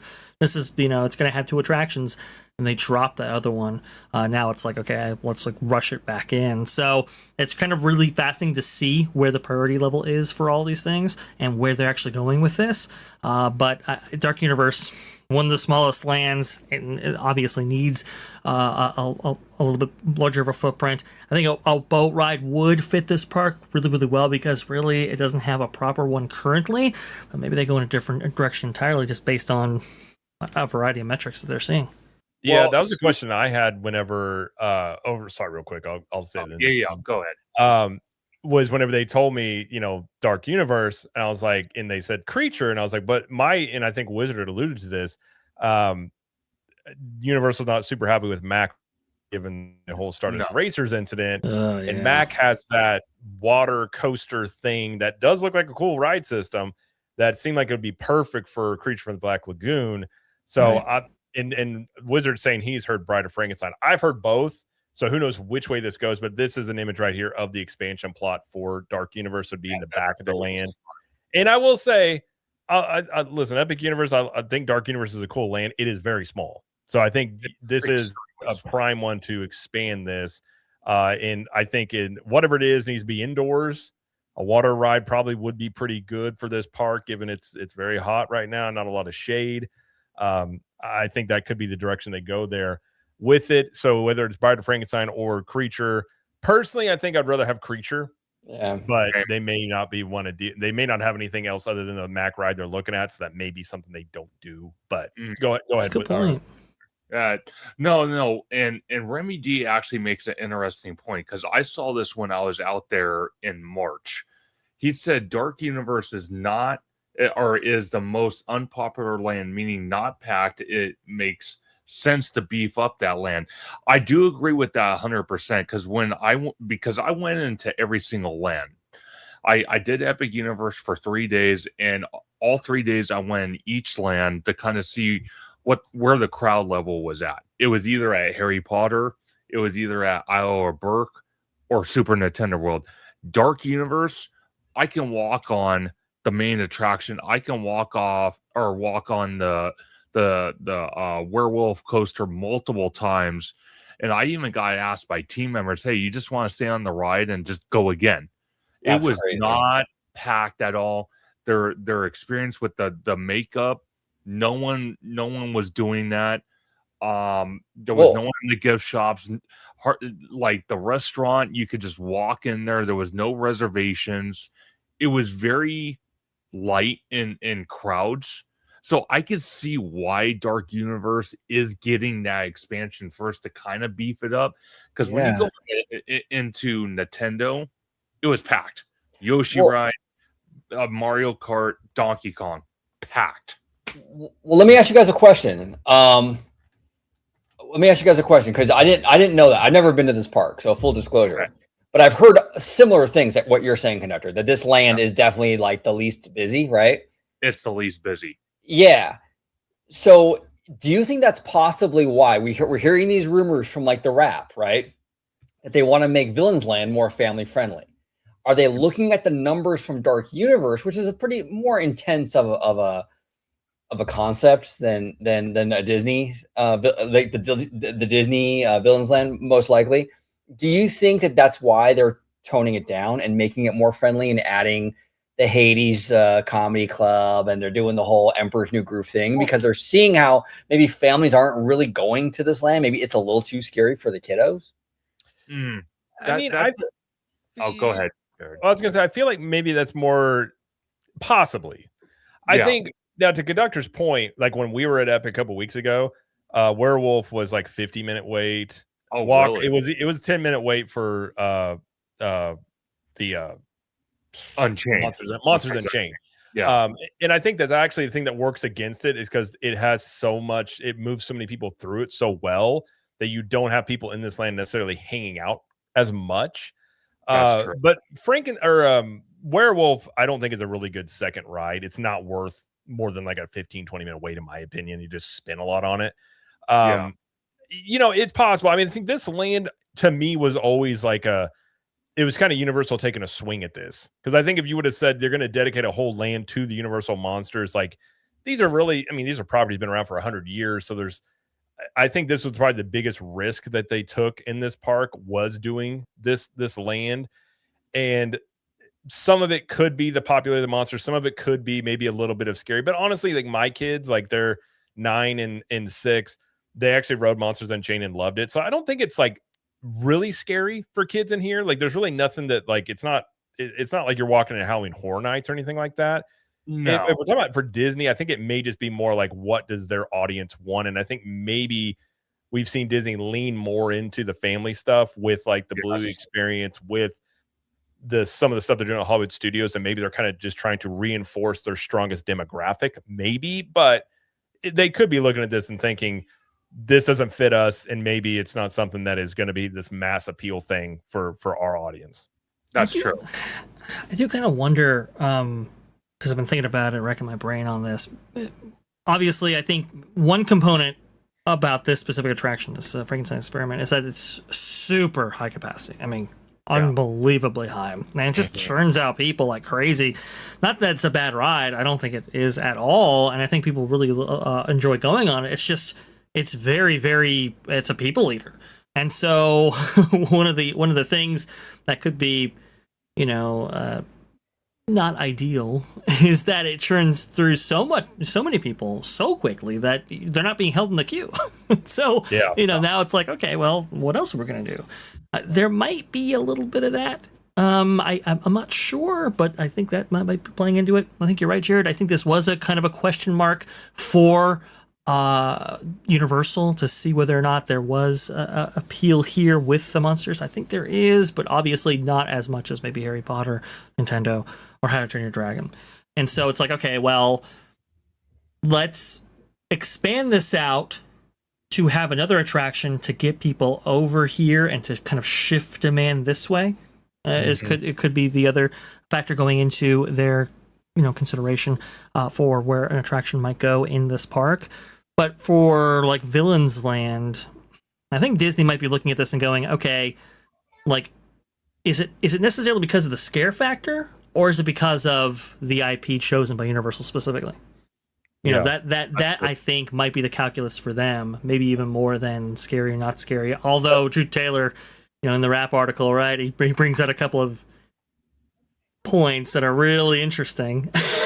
I do hope that they trust in the strength of their IP, especially as it relates to the villains. They saw that massive, rock star like crowd that occurred at D23, both the times they featured Villains Land and featured talk of it and so forth. I do hope they keep with the kind of scare factor, but you do see Disney very recently going towards families a little bit more than they had before, right? For a while there was like bars, adult entertainment, and now it's like, okay, Bluey. Now it's like, let's go ahead and make some of our things more kid friendly. Let's go ahead and attract families with some of our discounts and offers and so forth, like kids getting free, for example. So it's really kind of this interesting dynamic playing out here, but I don't know if it's the scare factor necessarily keeping people back, as like Jared said. I think there are some other factors there that Disney might be looking into. My issue with the villain, because you're absolutely right, Vash. Like when they announced that Villains Land at D23, I was there, and it was like you couldn't. I mean, my ears were ringing. People were going bonkers, but it was based on that artwork, which had a creepy, sinister kind of vibe, right? And now they're going to go in this other direction where it's like, just kidding. Well, rumor. I don't want to say they are. We don't know. It's the Wrap. I mean, it's a Hollywood trade, so there's probably some validity to it. But now they're going to go in this other direction where it's like, nah, we're going to do kid friendly. My only issue, and I don't necessarily, I'm not opposed to them doing more kid friendly stuff. I think they should. My issue though is that if you're not willing to, each IP is different, and if you're not willing to do what the IP needs, then don't do that IP. Like if they're scared to do a Villains Land that's going to be a little bit more, a little more adult because they have to be creepy, then don't do villains. Like put something else in that area where you can fully commit to the kid thing. To do villains and then like kind of half it. I don't want to cuss, but you know what I'm saying? I don't like that. If you don't want to do the scary thing, then don't do villains then. You know what I'm saying? Yeah, that's how I see it, You got to do it right. And it can't, I think you're doing a disservice to both demographics if you lean too heavily, maybe one way or another. Like you can't do too adult, obviously, but you can't do too kid friendly either. I think a nice middle ground right there with the villains. Look, they're Disney villains, right? They offer you the opportunity to do that, but I think it has to have a little bit of an edge, a little bit of cynicism, a little bit of, that macabre, right? Just a bit, in order to be taken seriously. And, when we read that Wrap article, it was really disappointing to see that they were maybe going so kid-friendly. It's like, that might, I mean, do you really want Fantasyland 2.0? Or do you want something, different tonally as well as who it appeals to? I don't know. It's just... I agree. I had said the whole time, even before you start saying, like, are they going to try to emulate Dark Universe, which I was told by some people in Imagineering that they were going over there to check that out, I'm sure, regardless. But I think it's going to be you got a very thin needle to thread for Villains Land, in my opinion, of appeasing the demographics there. So I think on its own, without even any of this external stuff from whatever Epic's doing or anything like that, is going to be a challenge for them, because I think the biggest complaints you're going to hear is just that it's too scary or it's not dark enough. Yeah. And I think that's where your biggest issues would come from this. And so to me, if they can get the vibe kind of like that Villain show, I think that's a pretty good vibe for Villains Land. I feel like that show actually does a pretty good job of that. But in my opinion, Villains Land is going to be more difficult for Disney to pull off than Universal actually doing Dark Universe, because that fits into what Universal does and it's one of their properties. Whereas it's just, I hope they can pull it off, but that's always been my whole hesitation. I'm like, that's going to be tough to appease your own. I could see Disney's situation being like, you look at the numbers, you look at the money, and you're like, which demo do we want to basically cater to on this? And maybe according to those rumors, the kid, the demographic with the kids is the one that won out, and that may be what they're looking at. But I don't know. Well, yeah. Well, Keep It Happy makes a comment. It's a kids park. See, that's even more reason to not make another kids area, though. Exactly. like you want to diversify. If it's a kids park and there's a ton of stuff for kids in Magic Kingdom already, then what's the problem of having a 7-acre land that's maybe skews a little bit older? I think if anything, that brings in a little bit more of a variety. It does. Quadrant. Right? Yeah. But at the same time, you're messing with the number one theme park in the world and the vibe of the whole park. I mean, just devil's advocate. I could see all these conversations happening in a boardroom. Definitely. And I guess it just comes down to probably tomorrow and what he decides that they want to do with this and which way they want to go. Yeah, we'll see. Yeah. I mean, as long as we get a Bob Iger in a cardigan animatronic in Villain's Land. There you go, right? He is the villain of the land, yeah. Oh, here we go. Perhaps you think you're being treated unfairly. No, Bob, no. But he's got to take that other shower. He's really mad that his shower was taken. That's the whole plot of this land is Bob Iger's second shower he's got to take during the day. And listen, you don't want to get in the way. You don't want to get in his way there. But Bob Iger's shower adventure. Ooh. That's on the special section of Disney Plus. That's a Hulu land. That's true. It's under the mature content, if you will. No, I think we're talking about back to Epic Universe. I agree. I think Dark Universe is their weakest land, but I also think it was the land that had the most question marks around it. So I can understand why it was the smallest, why they didn't have as much stuff in this necessarily. And I think if you're looking at relieving Super Nintendo World, which is always just slammed with people, the next door neighbor one kind of makes some sense there too, to try and push people that way. And then eventually Curse of the Werewolf can be just a filler attraction. Right now, that's kind of the quality that it is. It's just kind of stuck trying to be the role of a secondary attraction, which I don't think it is. So if you put another ride in here, that's going to pull demand away from, Curse of the Werewolf. You still got Monsters Unchained that moves people through like crazy. So it's probably, and if you get a ride in there that moves people as well, that would definitely help out this park and probably just get more people in this land. I hope they also expand the footprint of this land as well, because because it was so underbuilt, maybe that's one of the reasons why people are kind of like quick to like, okay, we'll send it and go. Yeah.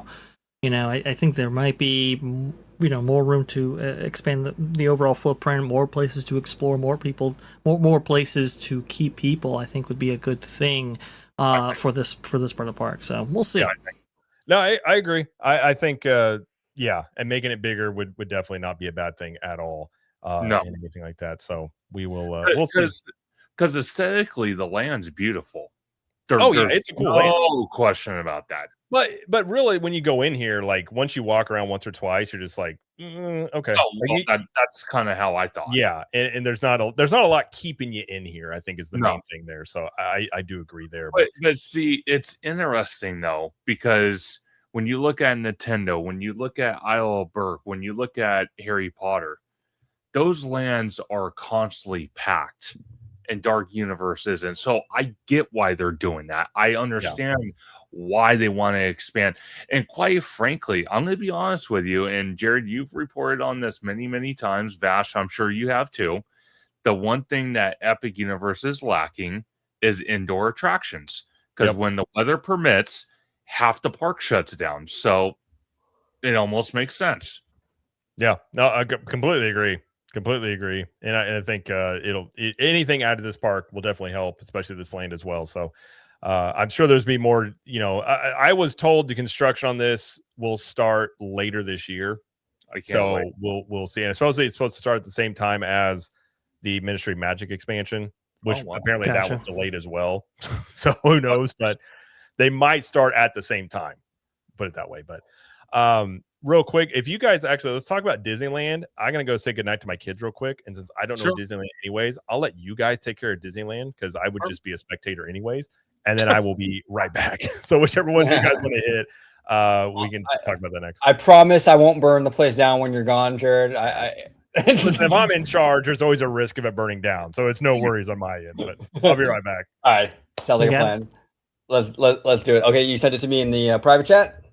We're doing the AP. Where do we want to start?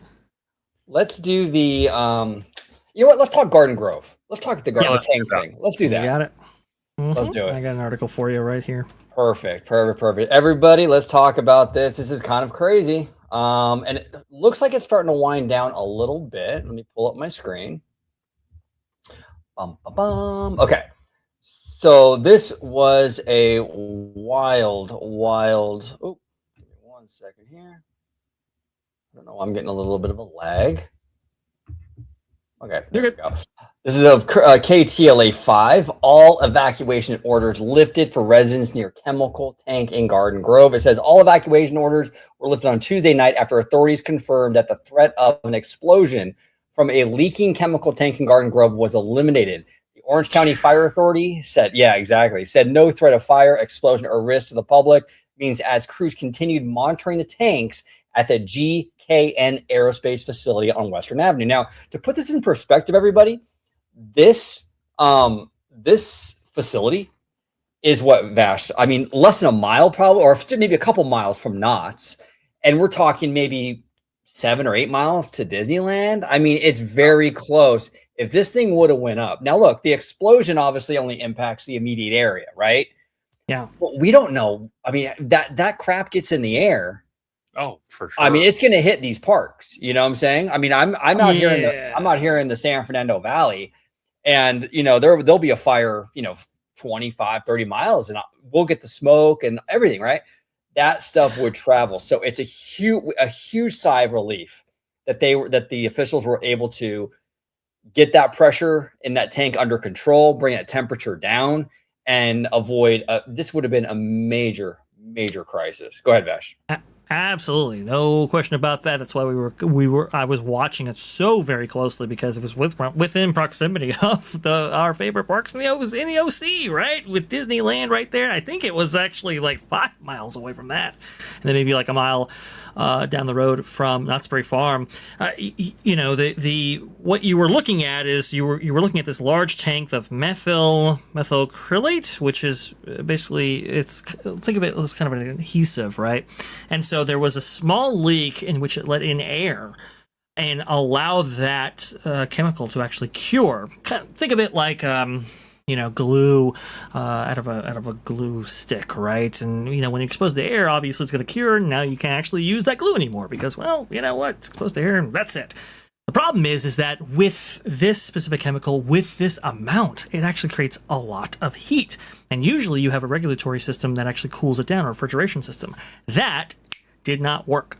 And the ability to actually neutralize that from within via the hookup, well, all of those were gummed up. So now it's like, oh my gosh, we can't actually stop this curing process from actually happening. We can't cool it down, and we can't neutralize it. This is very, very bad. And so that's where you have this situation in which you have 50,000 people surrounding this facility actually had to be evacuated from it, because like OG beautifully pointed out right there, if you have these vapors which are extremely toxic into the air, who knows where that's going to be. And the officials were most concerned about what is called a BLEVE, or a boiling liquid expanding vapor explosion right there. And so, with that, who knows where this thing could actually end up? Obviously, within proximity of Knott's Berry Farm and Disneyland, who knows? Fortunately, that was averted right there. It's interesting. This thing popped up on Thursday, and it just took over the entire news cycle all through the weekend and so forth. It was on ABC News and all of that. But they were dousing this with constant fire hose water, right, in order to cool this down, hopefully. But that temperature kept on rising. And then it was like, okay, well, this temperature gauge only goes up to 100 degrees. And then it actually got past that point. It's like, who knows where this is actually going to go? Okay. Something did occur that was very, very good, though. I believe around Monday-ish, Monday, they noticed a crack. Yes. A pretty large crack in that tank that relieved that pressure. They were able to undergo a kind of all-night mission right there, confirm that the crack was actually in place, and confirm that it was actually off, letting some of that pressure from that tank in order to avoid the worst scenarios, which is very, very good. We got a couple of days of officials checking in on it, monitoring it, and slowly but surely those evacuation orders started to rescind. 50,000, 40,000, I think. Right before they rescinded it entirely, it was down to 13, 12,000 or so, which is very good. Unfortunately, a lot of information was coming out very consistently. A lot of people had, theories, ideas, all kinds of stuff, which added into a lot of confusion, which was very unfortunate. But you got to think, 50,000 in this area, that affected, I'm sure, Disney cast members, surely Knott's Berry Farm team members, and so that's why it was, at the heart of it, almost like a theme park story as well as it was a community story. I think Barry Place 28 was affected by this. I think he was streaming in Knott's Berry Farm when this was kicking off, and it's like, oh, I got to end my stream because, the area in which I live might be affected by this. I know a lot of people who I know kind of live around this area. They were displaced for a period of time right here. So it was a big, big deal. You had Disney and Knott's actually coming out and saying, hey, look, listen, we are monitoring the situation. Obviously, we'll update anybody if anything actually does happen. And so this was a huge deal taking place over a number of days right here. Well, everybody was hoping for the best outcome, and it looks like they had. Fortunately, with that leak actually exposed right there, temperatures not only started to drop, but they actually start to stabilize, drop further, even without water being constantly pumped onto it. And that's why they were able to say, okay, we can actually have everybody back in. It's an active situation. They're still trying to see what they can actually do with this chemical right there. But I will say, guys, what kind of frustrates me about this is, if you look at the history of this GKN, they create like this these aerospace parts, specializing in like windshields or cockpit windshields and so forth for the aeronautical industry. And a lot of people didn't actually know that these very toxic chemicals were in their backyard, right? This kind of industrial little park in the middle of this neighborhood, which we know if you ever travel on Anaheim or Garden Grove, that kind of happens right there with those zonings. But nobody knew that this was even a threat at all or whatever. And I believe if you look at the history of violations here with this company, this goes back to 2020, 2021 or so. They actually settled for $1 million with one of the air resources boards out there in California for violations. And it just reminds me, OG, and I'm gonna dig in a little bit here. We just saw. Look, I'll keep this as apolitical as possible, but we just saw Disney have to pay $56,000 for towards an air resources board because of lawnmower engine parts. And it's just like that obviously those Autopia attractions have been running nonstop since 55 practically, right? And it's like, okay, you're gonna find them $56,000 for 125 violations because they didn't exactly mark the parts that were actually coming into import, and they were obviously when asked it was like, okay, hey look, listen, we messed up here, still fined whatever. You find this company $1 million, this happens, and it's like, come on, like what do you do? Like I guess what I'm saying is like, where's the priority out there in this part of the country, right? I know. Vash, clearly Autopia ripped a hole in the ozone layer. It was just too much. Yeah, exactly. It's like, oh, now we gotta hammer it down, and we're gonna make them convert to electric for this classic attraction that's been out there for forever. It's kind of like, guys, like, how do you have something like that happen and have something like this happen under your noses? This should have never been the case. This company has been fined for multiple repeat violations right there. And obviously, there's going to be lawsuits filed against them. There's no question. Yeah. Like, there already is. 70. Right. I read this morning, 70 lawsuits. Oh, I believe it. So now we have not too far from kind of far from where I'm at, but not too far from where I'm at. There was an old Rocketdyne facility. Mm-hmm. I think it was called the Santa Susana test field or something like that. Anyway, years and years ago, back in like the 50s, they were testing like nuclear stuff and all this crazy stuff, right? They had a meltdown years ago and they shut it down. To this day, the residents of that like 7-mile radius are still fighting to get that thing cleaned up. And it's in the table water, it's in the ground soil, whatever. It's crazy to me. And the cancer rates are way higher in the surrounding neighborhoods, right? But like you were saying, Vash, we got to make sure Autopia has electric vehicles, right?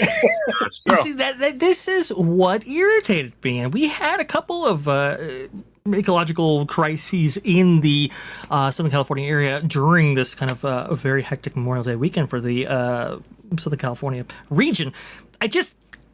It's like, how did this not get dealt with? And yet, we're saying to Disneyland, it's like, you have to convert to electric. I don't know. I don't quite understand. It's insane. Obviously, JKN will be taking the task, it looks like, and good luck with that. But Vinton Solers actually comes in here with $10. Thank you so much for bringing this up, OG. That was 4 miles from my home, Buena Park. It was crazy. My aunt had to evacuate to my house 8 miles from Disneyland. Vinton actually goes on to say they get away with it because they serve service, the military, unfortunately, and I'm for the military, but that's why they got turned away with all they got away with. Yeah, like, we heard that they had to bring in the National Guard in order to deal with the looting threats that actually occurred from these evacuations. I mean, it was a lot. And my heart goes out to every single person in Garden Grove affected by this. This shouldn't have happened at all. This was a horrible situation for the cast members and team members that were displaced from Knott's Berry Farm and Disneyland. Especially our hearts with you. It was very interesting to watch, for sure. Well, yeah, and actually, all my respect and love go to that night mission they did to get the visual on that tank. Yeah, those guys, the guys and gals who were part of that mission, you could be walking up to that thing, it could blow. You don't know. Oh, yeah, for sure. Right. I mean, that is crazy. So all the respect. I mean, there's a lot of people. I mean, we had it here about a year and a half ago with the LA fires and stuff, but these firefighters and these first responders, they put their lives on the line for all of us. So, a lot of times I think we all take it for granted a little bit, right? But yeah, they're amazing people. So I just want to give that. Thank you, Vinton, very much, for sure. Thank you so much. Awesome stuff. And hopefully everybody's back home, back safe. And like OG said, let's go ahead and, crack one open for the fire department and everybody else that was part of getting this thing down there. Oh yeah. Welcome back, Jared. So is that thing? Kids are on bed. I think they're pretty good. Is that whole thing like? Are they going to prevent an explosion? Yeah, I think the threat of an explosion or a levee has been effectively neutralized, which is very, very good. Obviously, there are issues that could actually transpire, like a big leak, for example. It's not out of the realm of possibility, but it's less than likely. I think it's just cleanup at this point and seeing what they can actually do with this material that I believe is fully cured here and how to remove that and everything else. And then OG was talking about, Jared, if you weren't aware, as of this morning, there are 70 lawsuits against that company. And Vash brought up, what was it? You said 2021, they were fined $1 million for violations? Yeah, about $900,000 for violations there. So it's kind of like, okay, well, you already settled with a number of violations to actually cure that much. It's kind of like, why wasn't there more oversight here? Why is there so much oversight for Disneyland for Autopia cars? Is what I'm saying. There's so little oversight for something like this, where you have toxic chemicals that could, I don't know, even if they didn't actually pour out into the sky, they could affect the groundwater. They could, do a number of things right there. It's in the middle of a residential area. You'd think that you'd be looking at that a little bit closer than Autopia cars, but Levy. Especially what was the place was it in Ohio where they had that chemical spill that was it Palestine? Palestine. Yeah, it's like that stuff. I mean, it's once that happens, I mean, you're talking years for that stuff to get fixed. So I'm glad to hear that. Hopefully that thing, because when we were talking about that I think we did a video or a live stream with OG, and then you were like, "Did you hear about this?" Like, I hadn't heard anything about this. But it seemed crazy that this thing was just going to blow at any moment. And you got parks nearby, you got all sorts of stuff. I really hadn't heard much about it. It was kind of a crazy thing. But see, the one thing that irritates me more than anything, like Vash was saying, because this company creates parts for the Air Force and the military, and there's been kind of oversight on that. It's kind of like now you're trying to justify excuses. There's either a tolerance or there's a zero tolerance.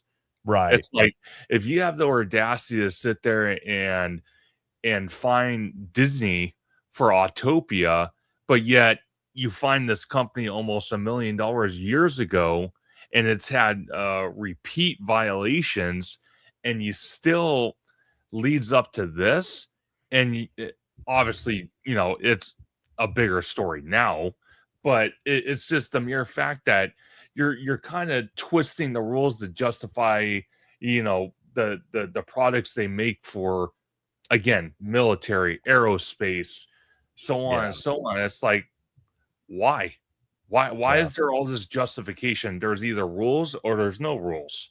Yeah. I don't understand that logic. Yeah, that's unfortunate. I think that happens a lot when you're talking about bureaucracies and Too all that much stuff like that. But what's funny enough, I don't think I still have it, but I actually did have a military clearance back in college because I worked in a warehouse where at the time you had the old Middle East war, and they were these kits that fixed Humvees like in the field when something happened. And so to work on those things, you had to go through a whole military screening process, and they had a whole bunch of foreign workers there that couldn't come within, I think it was 30 feet of it. So you had to say a section apart off of it. Yeah. So I remember I had an interview. I had to talk to like a military person. I was like, oh, I was like 22. I'm like, what? And they're like, yeah, you can't, like, I couldn't talk about any of the stuff that went on. And I was just like, okay, whatever. But that's my only experience with it. But what's up, Theme Park Philosophy? He said, this debate is basically the chemical plant scene in Superman 3, minus Superman, of course. Yeah. Oh, yeah. Yeah, there you go. Was that the one with Richard Pryor? Was that Superman 3? Or is that 4? Yes, I think that's right. I think it is. And then Richard 4 Pryor was in when he one. took on the clone, well, not the clone, but whatever. Yeah, the other super, the super being. Yeah, Richard Pryor. Yeah, I still enjoy those movies. That, although 3 freaked me out as a kid when that woman gets grabbed by the robot or the whatever, the computer, and she like becomes. I remember that freaked me out as a kid. That gave me nightmares for weeks after that. That and the Christopher Lloyd and Roger Rabbit. Those two scenes as kids, like, oh, bro, how has Christopher Lloyd looked 80 for 30 years? I know. I don't know. That's they made him older. I think my wife told me, because she's a Back to the Future nut. I think at the age Christopher Lloyd is now is roughly the age he was supposed to be playing in Back to the Future. Oh, so they age him up a bit and things like that. But yeah, he was actually really good in was it Nobody? Yeah, it was Nobody with I forget the guy's name. He's a comedy actor, but it's like he played this old grizzled, like, kind of badass in that movie. He was pretty good in it. Was he in Mandalorian Grogu season 3? Was he thinking that? God, that sounds very familiar. It does. I think he was, Vash. I wiped that season out of my brain. So I don't know. I hated it, but I don't remember. Oh man, deep cut. Robert Odenkirk. Yes. Okay. Bob Odenkirk. So Christopher Lloyd plays his dad, and there's a cool scene when he's in a nursing home. These guys going to kill him, and Christopher Lloyd handles business. We'll just say it was pretty cool. Now, Jared, real quick before we move on, can we talk a little bit, Vash, in the group chat? You were talking about the Coco ride. Should we dip into a little bit of that real quick? Yeah, sure. Because it's kind of crazy, this whole thing. I made a tweet. I don't know if you guys saw it, but I don't know. Here's my thing. I mean, okay, so they are basically building this attraction. It's technically Pixar Pier, but it's technically Pixar Pier, but it's kind of off to the side. Okay, perfect. It's off to the side a little bit in between the pier, the coaster, and then this boardwalk pizza place, right? And they're kind of cramming it in there. And I made a tweet like, I feel this IP deserves better. I don't know. For me personally, I want to see, like, I don't need like a huge land. I mean, I don't think you need to do a Cars land, right? But it would be nice to have a little area where this attraction and this Mexican village can breathe a little bit. And I just feel like this is going to be going into this area. They barely have enough for the ride. I mean, really, I mean, it looks like a big spot, but when you're building a boat ride, this is not going to be. No, I don't know. I think in Grand Fiesta Tour, maybe scale. I don't know, but I think you had mentioned that before, Vash, that's probably what this ride was going to end up being. Yeah. Well, I mean, I think honestly, I think my theory is that they were going to put Coco in the Grand Fiesta Tour at Epcot. And then it was like, okay, well, we can't necessarily do that for any number of reasons. So let's go ahead and adapt those ideas for a standalone attraction. I think that's kind of where this is all kind of stems from. But OG is exactly right here. It's like the right resort, right park, wrong spot. You know, it's like it's the right ride. It's all working out, and then you get to the spot, and it's so very small. And you can see, we talk about construction umbilicus all the time, right? You're seeing that a little bit right here, in which they had to have this kind of temporary roadway to provide for. I believe, did Jim Shell actually say that this was a parade road, as well as providing access for maintenance vehicles and so forth? Like, this thing has to cut through here. It's temporary for right now, from what I understand. But it's in the sea of construction, and it's in this very tiny spot right here. It's like, this could be obviously a fantastic attraction, but where it lies right now will hold it back inevitably. I just don't know how you get around that situation. Now, OG, I think you've said it in the past, and I want to go ahead and have you reiterate it here. If they would have moved this up north just a little bit, maybe they would have been better in the long run. I think there is something to be said about that. Now, obviously, the Grand Californian and those views, you have to take that into account. But to your point, getting rid of Goofy Sky School, I think you've said, and some of the other areas around that beer garden area. Go ahead. No, absolutely. If you get rid of the beer garden area, you get rid of Goofy Sky School, the Corn Dog Castle, all that stuff. That's all filler stuff. That's all placemaker stuff. You can get rid of all that, and you can build a nice Mexican village, and you can have that atmosphere, right? Look at the atmosphere you get going into Rancho del Zolico over there in Frontierland, the Zorro restaurant, right? You walk in there, and they got like the flickering lights, and you feel that atmosphere, that Spanish vibe, right? How are you going to feel that Spanish vibe with the Incredicoaster right in front of it? You know what I'm saying? I feel like it just kind of takes away from the vibe, and I don't know, man. That's the only thing for me, and I'm with you, Vash. This thing could be, the ride itself will probably be really good. I'm sure it'll be great. I just feel like it's just not a great spot for it. If they just moved over just a little bit, I think it would have been better. I don't think it's going to be as great as it could be, though. That's the most disappointing part. When you're sticking it in this smaller footprint right here, this is a boat ride. How do you even take a turn within this place? It's like that's really the overall problem that I actually have with this. It's like, okay, if this was any other ride system, maybe I can actually see it working within this configuration. Obviously, the Imagineers were able to, utilize the space granted to them by Golden Dreams, which is kind of crazy as the theater show, but they were able to turn that into a very nice omnimover with Little Mermaid. So if you were to change even the ride system itself, it's like, okay, now I can kind of see this. But when you look at the requirements for a boat ride and you are sticking it in this area, I just don't know quite how that works. Again, you have to have you have to have infrastructure for cooling towers and so forth. You have to have water treatment. It's a lot to facilitate something like that, and in this small space I've just not seen that done, especially in the modern era with Imagineering, how they build, how they do today. Well, now Devlin O'Ryan is saying, already going negative. No, we're not. We're just we're what's the word for concerned. It? We're concerned. Exactly. Yeah, we're concerned. Vash and I just said literally like just a minute ago that we think it's probably going to be a good ride. You know what I'm saying? But it's just this space. It is very small. It's looking at the space and what they want to do. It raises concerns. Now, if it's amazing, I'll be the first to say it, and so will Vash. But like right now, we're just like kind of scratching our head, going, how are they going to do this? And the location next to the roller coaster doesn't exactly set the tone for that quaint little Mexican village, in my opinion. Go ahead, conductor. I do apologize. Well, no. I want to reiterate too. Again, it's hard to see it as it lies right now. If we get further concept art at D23, hey, I'll be with these two gentlemen and eat crow and say, nope, I was wrong. But when me and OG did our weekly episode of This Week in Disney News, we reacted to a new content creator on YouTube that's up and coming. He's doing great. And one of his videos was on this. And what he was actually showing is this area particularly would be the village, maybe a sit-down location, maybe a couple quick service, a couple gift shops, maybe a couple meet and greets, and the actual attraction itself would be in the Simba parking lot across the street. That way you give more room and more breathing room. But obviously, I don't think they're going to do that. I wish they would.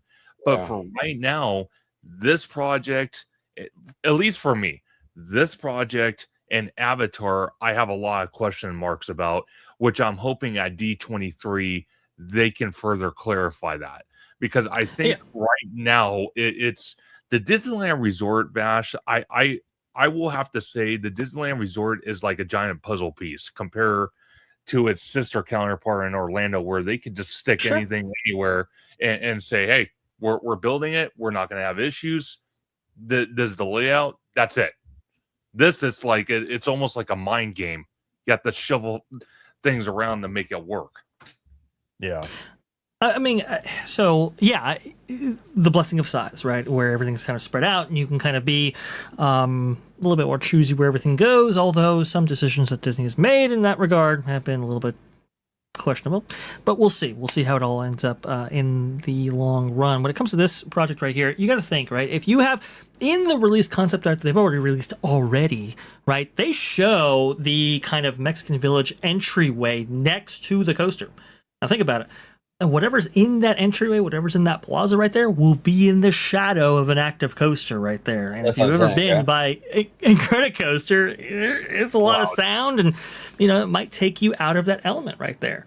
So it's just, to me, I just don't know if this was the most ideal location. I kind of agree with OG. Maybe it would have been better to have a little bit more breathing room. Maybe perhaps they want to go ahead and sacrifice an attraction like Goofy Sky School for this, which might seem questionable to us, but obviously you do have a park that's highly deficient in kid-friendly attractions at the moment because of the loss of Bugs Land. Just has been. That's why Monsters, which by the way they're going to lose, is at the wait time that it is, because there's not a lot for kids to do here. So maybe they're looking at that. Maybe they're looking at some things that we don't actually see on the plate right here that would have otherwise informed them of this decision right here. But the right IP, it's the right park, it's the right ride. Everything works. It's just we have some questions about the location. Now, if they do release concept art, like you said, Conductor, and they do provide us a look into some of the issues that we have with this, and it's like, hey, hunky dory, awesome stuff, and maybe they went ahead and stacked this water ride and so forth and got some length out of it. Fantastic, awesome stuff. But that's also wishful thinking. Yeah. I mean, from the outside looking in, this thing looks incredibly small. I mean, you guys were showing me the overviews the last time we did something. I was like, you're going to put it here? But I mean, I know Disneyland's a different animal compared to Disney World, and I don't know hardly anything about Disneyland. So I even from me just looking at that, I'm like, that's not a lot of space to work with. But well, no, it's not. And I will say this. I will say this. One thing about Disneyland Resort, because we have always been really limited on space, the Imagineers do come up quite often with really creative workarounds. They do. We didn't really lose anything for Galaxy's Edge. We added 15 acres to Disneyland and lost a petting zoo and a barbecue spot. I mean, it was crazy. Mickey Minnie's Runaway Railway, they built it behind Toontown. I don't know how they did that, but I guess they got rid of a costume thing or something, warehouse. Yeah. They have ways of really maneuvering out here because they have to. This thing could be an absolute banger. And I remember, and I say this all the time, and Peter always makes fun of me, but a lot of the cool elements we have, like the stretching room and the cool queue area for Indiana Jones, is out of the necessity, right, to get under the berm. Yeah. So sometimes Disney does knock it out of the park when they have to work around these physical limitations, right? So this thing could be an example of that, Devlin's like, so we're not trying to be negative. We're just saying we're concerned about it, because we really want this thing to be a home run. This is a great IP. It's a beautiful culture. I just want them to do right by it. That's all. Well, especially, because me and OG have talked about this numerous of times. DCA only sits feet, and I mean feet, away from Walt's original Magic Kingdom. And DCA has always kind of felt to me, maybe even the OG himself, I'll let him say his piece on it, but to me it always kind of felt like DCA was the stepchild of Disney for the parks. So we just have a lot of passion when it comes to this Coco attraction. We have a lot of passion when it comes to the Avatar experience that they won't call land. We have a passion for these things because we want to see the best come out of it, even though we have doubts and concerns about it. But we want to see the best for it. Well, especially in a time period where you are seeing the parks maybe listen to more guest feedback than they were in previous years. And so like voicing, this is my whole thing. People get upset if you're like, you feel like quote negative, but if you have opinions on something and you have concerns, there's nothing wrong with talking about them and saying, hey, like, I don't know how this thing's going to work. And I can say that about numerous things. Sometimes it works and you're like, oh, they figured it out. And sometimes it was a valid concern the entire time. So I think it's just, part of what goes into fandom is looking at this stuff. It's the same thing with sports talk radio. If you hear anybody on sports talk radio, these people calling in, you'd be like, oh, you must hate your team. These people love their team. They just think that there's better ways to go about making a better team. Right. And this also goes into fandom, which means it's fanatic. So, I mean, you get people that get obsessed with this stuff. So it's like, I have no problem with, especially things in concept range, which is like, I had the same thing with Villains Land. When I saw the concept art, I was like, there's no way they're going to do that. There's no way that Villains Land concept art is what the final product is going to be, just unless they prove me wrong because of all the intricacies of that, and typically how Disney is with concept art as well. But I will say this. I will say this too. I mean, it's funny because I was like not even 2 days ago on Twitter, I was called a shill who was coping because I brought up the low budget for Mando and Grogu, right? And that wasn't even my opinion. That's really, it has a lower budget. It was cheaper than a lot of Pixar movies.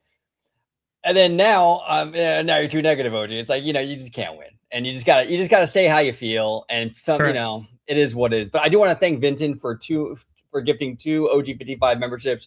I appreciate you, Vinton. You're awesome. And Hudson here says Josh set expectations on the level of pirates. He did, Hudson. He got on that D23 stage and he said this Coco ride. Remember, Vash? He said this Coco ride is going to be a pirate style attraction. When you say that, that's a high bar, brother. You cannot say the word pirates and elicit anything less than amazing. And that's why they use that language. Okay, well, that's the bar. That's the bar. So now we have to go ahead and, from a fan's perspective, look at this and say, is this achievable? Yeah. To be honest, look at go ahead. Bob Iger would say Pirates is really not that impressive. Oh, yeah. Remember that? I remember that. That's true. That's a good point right there. Talk about unforced errors of just doing something and being like, it's really not that impressive. And you're like, why would you say it? Like, if you think it, just think it. Like, you don't have to say it. Oh my God. He just couldn't help himself. I'm not a psychologist, right? And I'm not trying to diagnose anybody. I'm not. You do have the cardigan to wear if you want to play that role. I do have a cardigan, so I have some authority on this topic of Bob Iger. so I'm thinking he's on the narcissistic spectrum, almost certainly. No, I know. Call me crazy. Remember, my old name, OG, was Dr. Dre, and as a doctor, I would say your analysis is accurate, to say the least. 100%. Yeah, I remember back in you were the Dr. Dre. You were my lawyer, my producer. That's right. Yeah, man of many hats. Whatever you need in the moment, you got to handle. Oh my God. I remember we covered that whole interview, and as he's talking, I'm just like, why would you say any of this right now? Like, and I think what he meant, to be fair to Bob, I think what Bob was trying to elicit in a very Neanderthal way was, it's a simple ride that has it's a good example of storytelling simplicity. I understand what he was going for, but the words that came out of his mouth were not that. You're just like, which is funny because I don't think Josh would do the same thing. No, like I think Bob. No, I always thought Bob was bad in front of a camera. I never thought he feels comfortable. If you got him in a room full of people that were not in his tax bracket, as you said before, OG, he's gonna be like, I just want to get out of here. Much. Josh can mingle. And I think he's more observant in that way. But anytime Bob would get in front of a camera, you're like, well, let's see. Because sometimes in those earnings calls, he would say stuff that investors didn't like either. Yeah, And- exactly. Yeah, Bob's at Disneyland, and he's just thinking, God, I wish I was at Jeffrey's in Malibu right now. Yeah, probably. 100%. I wish I was giving notes to John Favreau on his latest movie, and I'm stuck here looking at this theme park. Jeez. Yeah. no I mean, kidding. yeah, and Sean's not wrong there about a CEO with an ego. I mean, who would have ever thought CEOs would have massive ego complexes or anything of that nature? Exactly. Attention freaks, they love it. All these CEOs love it. It's very rare to find people in that space, that CEO sphere. I mean, you kind of have to be to climb the ladder, right? I guess. Yeah. That's the thing about when you get into the corporate structure is the people that tend to move up are people that play the game. Yeah. And it's not always people that are necessarily like the most qualified. And so then you get people like, I don't know, like a Bob Chapek that's like in a position that they've been there for a long time. But it's like, and there's also the whole thing about people are good in certain roles and you give them promotion and that's above their ability. And I think, I think, I don't know. I never thought Bob Iger having his roots as a weatherman was like the greatest CEO in the world. That's just I think he's bought some stuff that how it was treated after they bought it. You could, I think there's some very questionable decisions there, but yeah, sure. I don't know. Bob is, I'm not sad to see him go. I think Bob actually did a really, really good job up until the pandy. Yes. When the pandemic hit, I gotta call it the pandemic. When I say pandy, everyone gets mad. People do get mad at you about that. Every time I call it the pandy, everyone gets all mad. The pandemic. I think after the pandemic, when he did the whole Chapek game, I think he started going down. But before that, though, I mean, he bought Pixar, which actually for that time was really smart because Michael Eisner and Pixar were not getting along. They were this close to losing that big risk Pixar as well. Yeah. Big risk Yep. as well. Very risky. Yeah. It was exactly. And he bought Marvel, and that whole thing was a huge success up until Endgame. And I think he made some good moves. I just think after that pandemic, I don't know what happened. He lost his mojo. I mean, for as legacy focused as he has been, his legacy would be much more intact if he did not come back and oust Chapek and that whole thing. He would still, I think he would be looked at much more favorably, especially with Chapek in there, than him coming back and doing all the meddling and all the stuff he did. That's Oh, true. really? 100%. I kind of feel that he should have, he was thinking about getting out around the opening of Shanghai Disneyland, which would have been in 2016. That probably would have been ideal. Because remember, like, even Star Wars, like, having the mandate, we got to produce, like, one a year, that didn't set up for success either. And so they were already starting to show signs of, like, maybe he's getting out of control here. Maybe we got to move past him. But honestly, you couldn't, right? I mean, everything was up, everything was going great, everything was fantastic. There's no signs of that. But now looking back, it's like, probably should have cut out early. Yeah. Remember when? I don't know, Ryan. I'm wondering if you're the guy. I was going to bring this one up too. Yeah. Yeah, because someone DM'd me on Twitter years ago and said I was in the elevator at the Grand Cali with Bob and Josh Giamaro. Is that you, Ryan? Did you hit me up on Twitter like 3 or 4 years ago? Because I remember that DM. That's And I was dope. like, that's wild. And I told you guys about this. I think in one of the live shows I recently, remember right? that. Yeah. Ryan here says, I've ran into both Bob and Josh a few times at GCH. Bob is awkward as hell, especially in the elevator. Josh definitely can be a regular guy and was increasingly kind to the maids as we passed them. I will say this. I've known cast members. They all love Josh tomorrow. Yeah, Like, Josh knows how to socialize.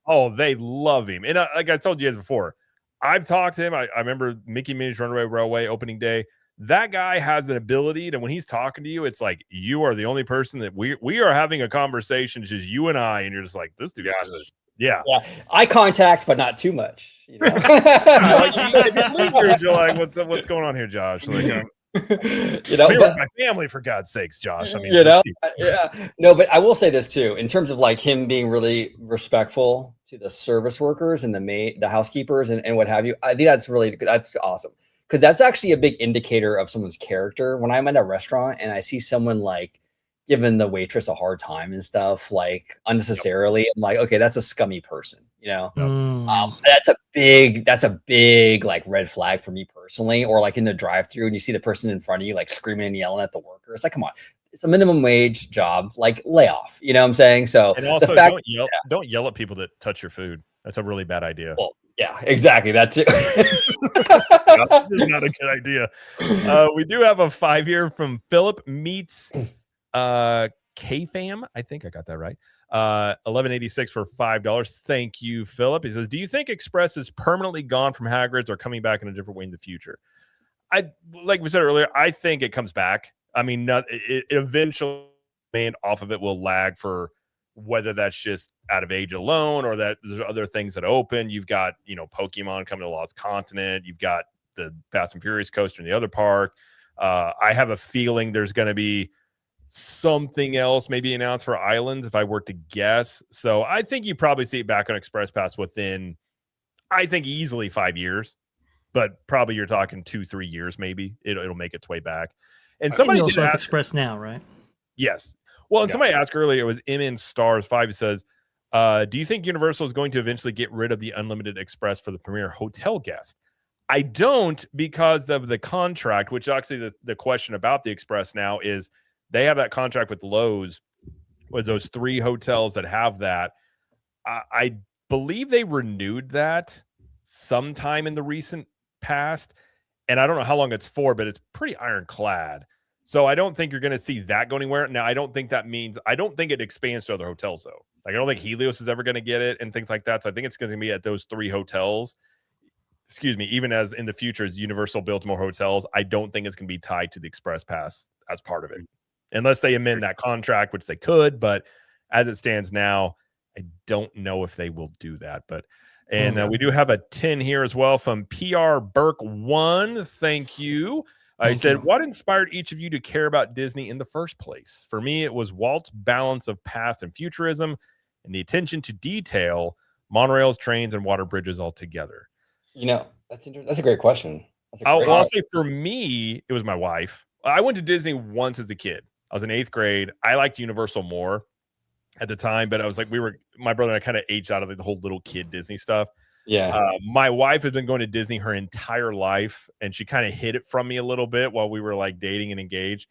And then she got, the first time I went there as an adult really was she got a bonus. She was managing a student housing project, and he wanted to pay for her to go on a vacation. And I was like, oh, cool. Like, I thought we were going to go to like some, all inclusive resort or something.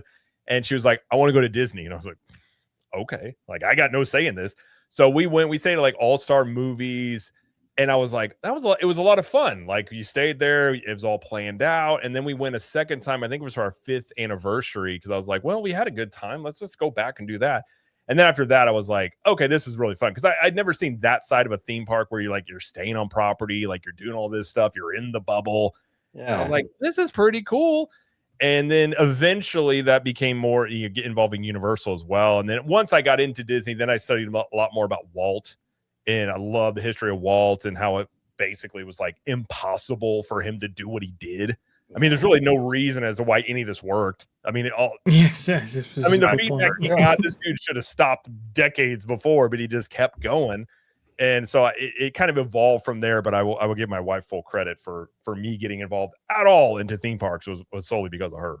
My story actually didn't even start with the theme parks. I'm at an age where when I was young, like preteen probably, that whole Renaissance era of animation was coming out, and I just fell in love with all that stuff. The animation part of it, the Lion King and Beauty and the Beast, all that stuff. And I got into drawing. I went to art school for a while. So that got me into Disney. And then once I was into the animation, the theme parks it was a spillover from the animation. And that era too was just like bananas, you guys. With Michael Eisner, he was just going nuts. The animation, they were dropping banger after banger in the animation thing. They were expanding Disney World like crazy. Disneyland got Indiana Jones, and it was just a wild time to be alive. And that cemented my fandom for me. What about you, Vash? We'll go to conductor. Yeah, no, look, 21 years ago, it was the 50th anniversary celebration at Disneyland. That really is where my genesis kind of started, because I had been going to Disneyland on an annual basis for a while, but like you, it's like that was always kind of Sorry, that was an accident. There you go. You see, I mean, it's the cry of the eagle sung to me. Oh God. I thought it fits. Sorry. There you go. Sorry, Vash. I do apologize. That was next. No, you're fine. But really, I've been going to Disney on an annual basis, and like you, Jared, I was kind of more of a Universal fan. And then with that 50th anniversary, and specifically, it was one cast member who said, "You know what? If you like the history here, because there was a model that was actually built that pretty much reproduced what Disneyland looked like 50 years ago. It was kind of remarkable to see. And I was like, oh my goodness gracious, so many things built up over that time. It was quite wild to see. And it's like, look, if you want to track this history, go down to the magic shop there. There's a Disney treasures tin right there that has secret stories and magic. You want to go ahead and check that out. And it was from that it was like, okay, that was my first foray into the unique history of Disneyland. And it was like, I could not get enough. And so going over the history of Disneyland, then going over history of theme parks in general and so forth, it just kind of builds out from there. And so I've been kind of covering Disney off and on for a little over 20 years now. And so that's where my genesis was. It was really the history, and obviously that connection with Walt and all of that got me into this. Please, conductor, go ahead. So for mine, I kind of follow the story as of OG. I kind of grew up in that era where you're watching. For me, I was watching Disney Channel. I was watching all these amazing Disney movies back in the day. Then how I kind of justify going into the park was a lot of great memories with my family, my dad especially, because my dad is a collector of all sorts of things: Olympic memorabilia, baseball memorabilia, sports memorabilia, and that kind of got me into it a little bit, because there's been a lot of great things that the Disney company has come out with. Just, what they've done over 71 years is just phenomenal. And then I think it was my first field trip to Disneyland, like for school. It was back in, oh my God, seventh grade. So I was in middle school, and one of the things we did was the Walt tour. Walk in his apartment, learn the whole backstory, and that kind of jump started it for me, learning about Walt's history. Then I got the curiosity of watching like Disney Channel specials about the history of Disney. Then it jumped to I'm trying to think, when YouTube started kicking off, I started watching videos on just Disney history. I started going to the library, reading books about Disney. So it kind of was an educational thing for me before I started really covering the theme parks. And one of the things I love doing, one of the things I have to do every single time I go to Disneyland, it's a tradition. When I walk on Main Street, I walk into the museum. That's the first thing I do. Believe it or not, I walk in the museum. I look at the wonderful artwork from all these wonderful animators at the studios. I look at since they still have it up, all the history, the concept art for what Disneyland was, the drawings. And then, once in a while when I want to get inspirational about content or something like that, I'll revert back to I'm trying to think of the word I'm looking for. The little movie they put on for how they built Disneyland, and kind of get inspirational like that. And it's funny, as a grown man, some of that stuff, watching it at the right moment, it makes you tear up. Yeah. Because just the level of sacrifice Walt did to make this happen was just phenomenal. You would never see that in your life ever again. You would never ever see someone do that, because he literally came here with nothing. Yeah. Like, I mean, nothing. He lost the rights to, what was it? Oswald, which I love Oswald. If anything, literally, my two favorite original characters of all time, Oswald, Steamboat Willie. Always will be, always have been. We need a conductor. If they can fit it, I don't care where they put it, but on Buena Vista Street somewhere at DCA, we have to get an Oswald floral similar to that of the Mickey one at Disneyland. Obviously not the same size, but that would be sick, bro. Oh, good. Oh, Yeah. it'd be my new backdrop for sure. My whole come circle moment for Disney was as when we were there and I was in 8th grade. I remember seeing the boardwalk and I was like, people stay here? Like, oh my gosh. We went, it was like we were bringing sandwiches in, like we were saying like Motel 8s, like we did not stay on property. Oh, and then when I finally got to stay at the boardwalk as an adult, I was like, I made it. I got to stay in the place as a kid I wanted to stay at. I've always loved the boardwalk since I was a kid, but it's interesting how all that stuff happens. And then last one, we got one more super chat here from Philip again for 5. Said, could you see the newer rides even with the unlimited express pass? It's a one-time only for those rides for express. Mm-hmm. I don't know if they can change it because of that contract. I actually get the impression ties them up. Yeah, a lot of that contract kind of locks them up there. And that's my question too about can they offer Hagrid's as a single rider thing if it's not on the express pass lineup? I don't know the answer to that. I've heard that being speculated. I think Tom Bricker even was speculating that may be the case, but I don't know of anybody that knows definitively what that is. But sure. I don't really think they're going to change much with express pass. I just think this is a very unique situation with Hagrid's where you got insane demand, the IP, the capacity of the park, the capacity of this ride, and it was just like, okay, like let's just put the brakes on this, then ship it back. So just not the mix. Yep. So, go ahead, conductor. I was just gonna say, if we can bring up one more story when we catch up on the comments, is I really kind of want to get your guys' opinion about what Disney announced for Disneyland for Magic Key holders. But go ahead, Jared. Oh yeah, we can go ahead. Yeah, go ahead, Jared. No, I was just finishing on that point there. Do you guys want to hit that? Do you want to hit it next? We can hit it real quick. We'll try and keep these. Let's do it. Let's do it pretty quickly. Get out of here within like a little bit. Rapid speed.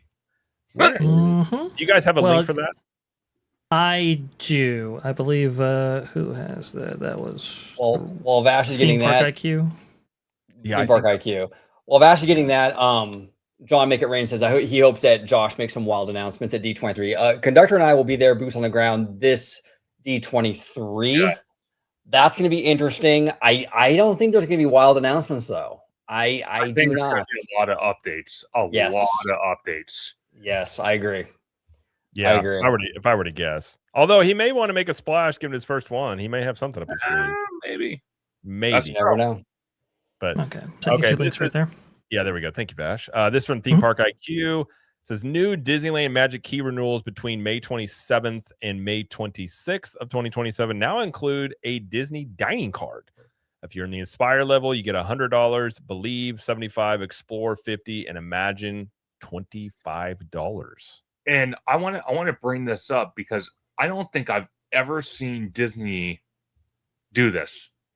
I think this is the first time I've ever seen this. And someone actually made a comment earlier when this was posted and said, instead of giving us a dining gift card, why don't you just knock off the amount of money for our Magic Key? Why are you giving us a dining card?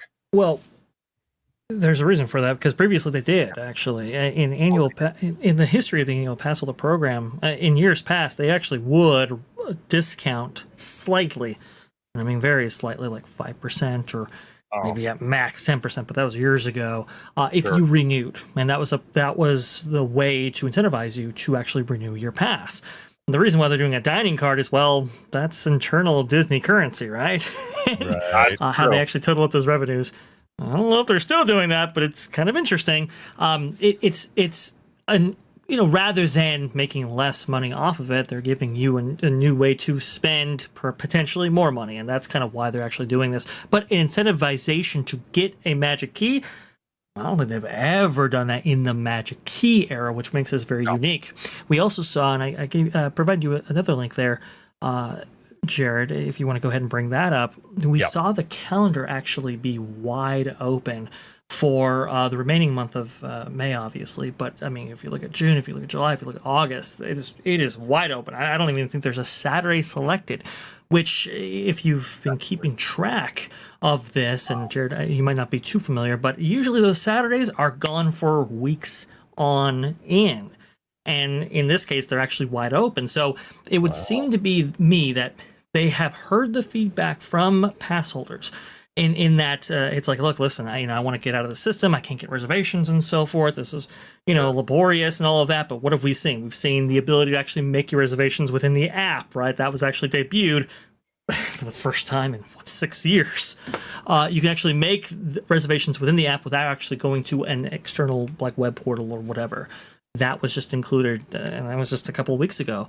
Now we're seeing this incentivization package. Now we're seeing, maybe slightly more in the pass holder's direction. It's all of this incentivization to get you to come in and actually stay a Magic Key holder. I think they did have a little bit of attrition here, which is why they might be doing this. I think there were some people who were saying, you know what, I'm out.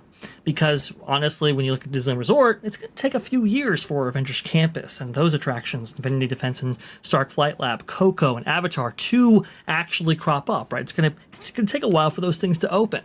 So it's like, why would I necessarily buy into this park right now, especially with so many friction points that exist?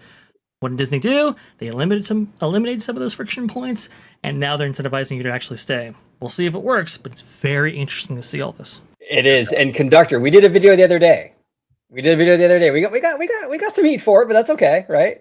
We did a video the other day, and one of the things I mentioned in that video was the importance of voting with your wallet, right? Yes. And I said in that video, like I was born and raised in Southern California. I've been on these rides a bajillion and a half times, right? What's the incentive, even for someone like me? Like I've been going to Disney less like the past year or two than I ever have because there's nothing new. I mean, you get the Mando switch over and stuff, but we haven't had a new ride though since Tiana's. And Tiana's wasn't even really a fully new ride. It was a retheme. Yeah. So there's not a whole lot of there. And it's like, am I really going to spend the money to go to this thing where I've done all the experiences a million times? I personally I'm closer to Universal, and Universal hasn't really had a whole lot of new either, to be fair.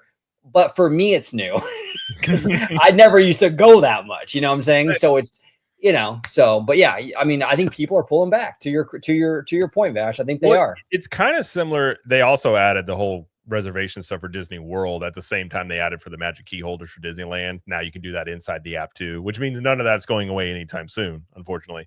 But we also saw them do similar. They had a period there where they were trying to incentivize people to get more Disney World annual passes, and they weren't giving you a discount. They were lowering the amount of the down payment due, but the total amount stayed the same.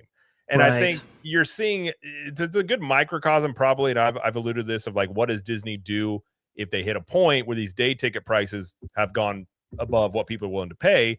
This is what they would do. They're not going to lower the price. They're going to try and do other levers to incentivize you to still come, because they don't want the optics probably being like, okay, we're discounting annual passes by 10% or something like that.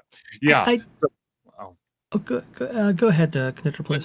No. I was just going to say, I was going to agree with what you said, Vash, about the dining pass or the dining gift card.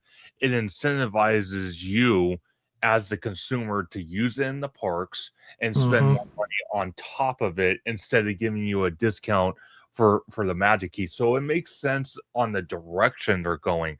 I just find it interesting that we're only months away from D23, and there's been all this kind of, I correct me if I'm wrong, but kind of like back and forth online with the project with Coco, the project with Avatar, the stuff going on in downtown Disney, the fact that there's really nothing new. Like OG said, the last time we got anything really new, and it wasn't even that new. It was a reskin, which was Tiana's. Then we have this Mandalorian Grogu overlay of basically the same attraction with the new overlay. It's like, what is incentivizing people to get them down there? But now this is Disney's response to that. Then you have, actually, believe it or not the gloat, but on my birthday, they're dropping the park hopper rule. This could lead into other things. So I see Disney trying to brainstorm these ideas, but it's just like, okay, that's great. Operationally, you're trying to make things better, but what brand new stuff am I going to see by renewing my magic key that's going to keep me interested? You know what I mean? Yeah, exactly.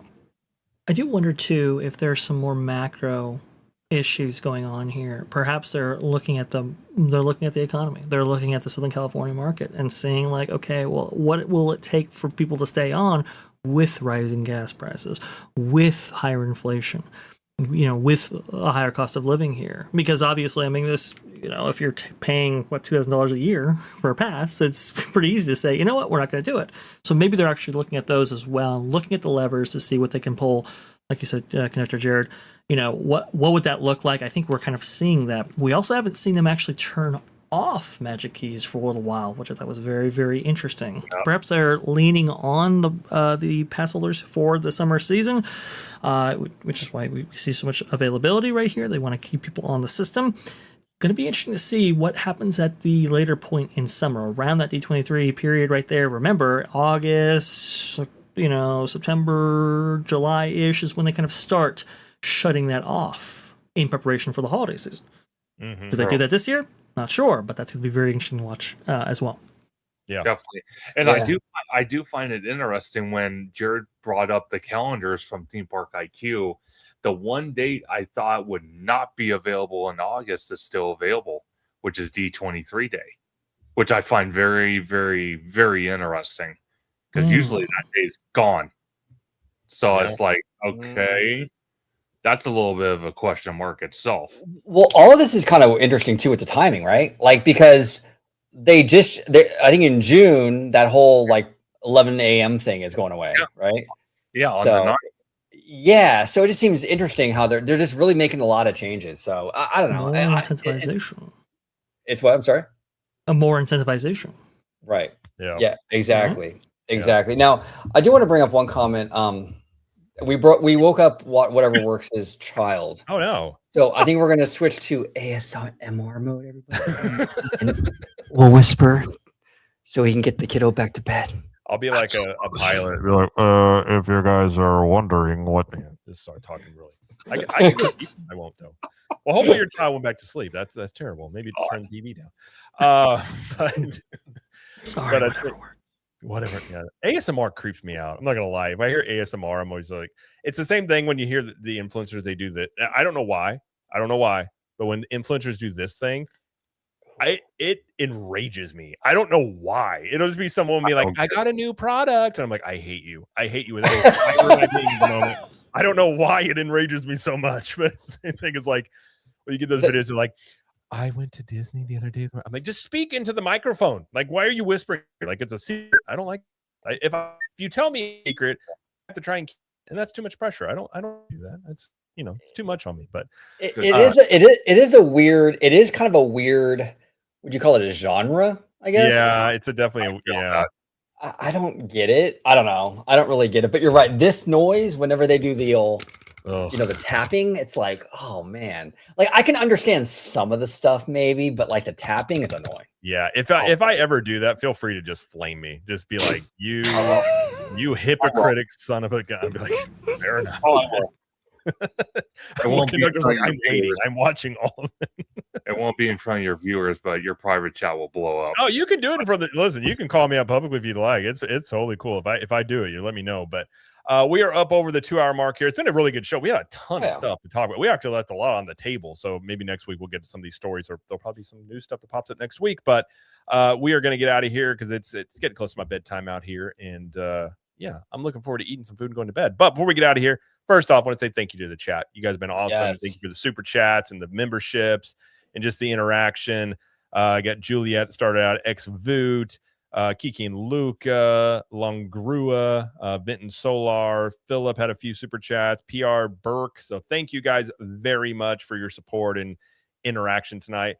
And before we get out of here, let everybody know where they can catch you guys. If you're watching on another channel, you can catch me at Captain Magic. That's where I do daily videos. And if you're looking for Disney World and Universal Studios Orlando information specifically, you can go check out CTM Podcast with my wife and I as we break down similar stuff here, but my wife knows these parks in and out, so she's got a lot more of if you want to know how to do fast passes, or not fast passes, excuse me, lightning lanes and all that stuff, the best strategies, she's got all that stuff handled. But OG55, thank you for being here as usual. Where can everybody find you out here on the wild web?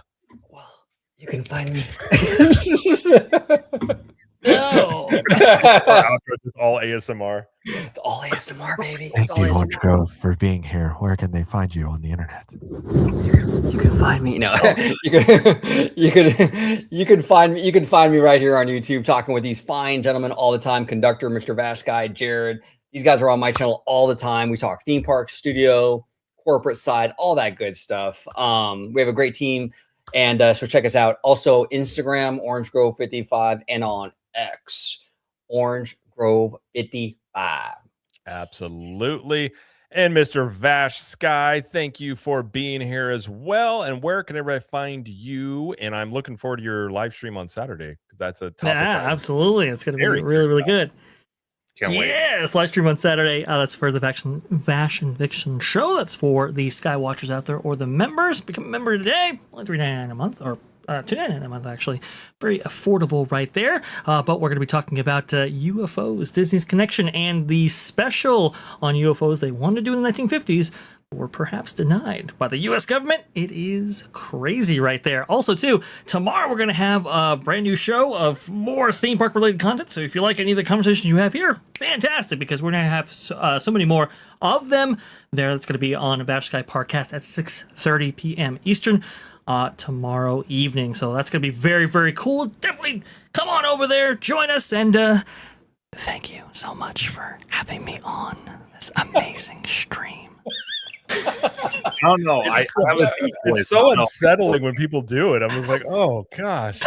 I know. I don't get the appeal, the ASMR, but it's huge. Like those When channels have you did, like you did the little underneath thing, and my brain instantly been like, what else would he be doing? And he's like, oh no, and I just got to stop it, because just ASMR just gives me the heebs. I don't know what it is. Vash was good because he made eye contact while he did it.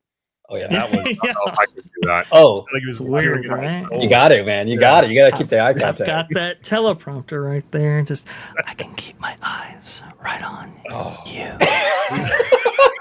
God, this sounds creepy. I'm going to do a It's just threatening video. concerning, Like, right? Vash, just give me a clip, threaten this person, and just Vash just listen to their soul ASMR. Jesus. I don't know We'll what do I it. did wrong, but I'm never doing God. it again. And Daily Dose from Deborah says, looking forward to seeing Vash and Vixen. Absolutely. I'm definitely going to check that. So go sign up over there to Vash Sky ParkCast. And Mr. Theme Park Conductor, thank you for being here. And where can everybody find you? Absolutely. You can find me on YouTube, Blue Sky, and Instagram at Theme Park Conductor, on X at Theme Conductor, TikTok at Theme Park Conductor 1, and every Sunday at 5 or 7 p.m. for Conductor Sunday live stream, where all three of these amazing gentlemen have been on and will continue to be on as we discuss Disney and Universal. And we break down all this stuff because we have HHN, we have D23, we have all these amazing events at the parks. It's going to be such a great time. Oh, thank you for joining, by the way. Thank you. That is weird. Right? That's me. When you watch someone else do it, it's creepy. I know. You watch Vash is even just like, what have I done? What did I do here? Yes. Before we go, by the way, I just want to know, we are the theme park undercover unit. We will be in GTA 6, I think, as part of that game.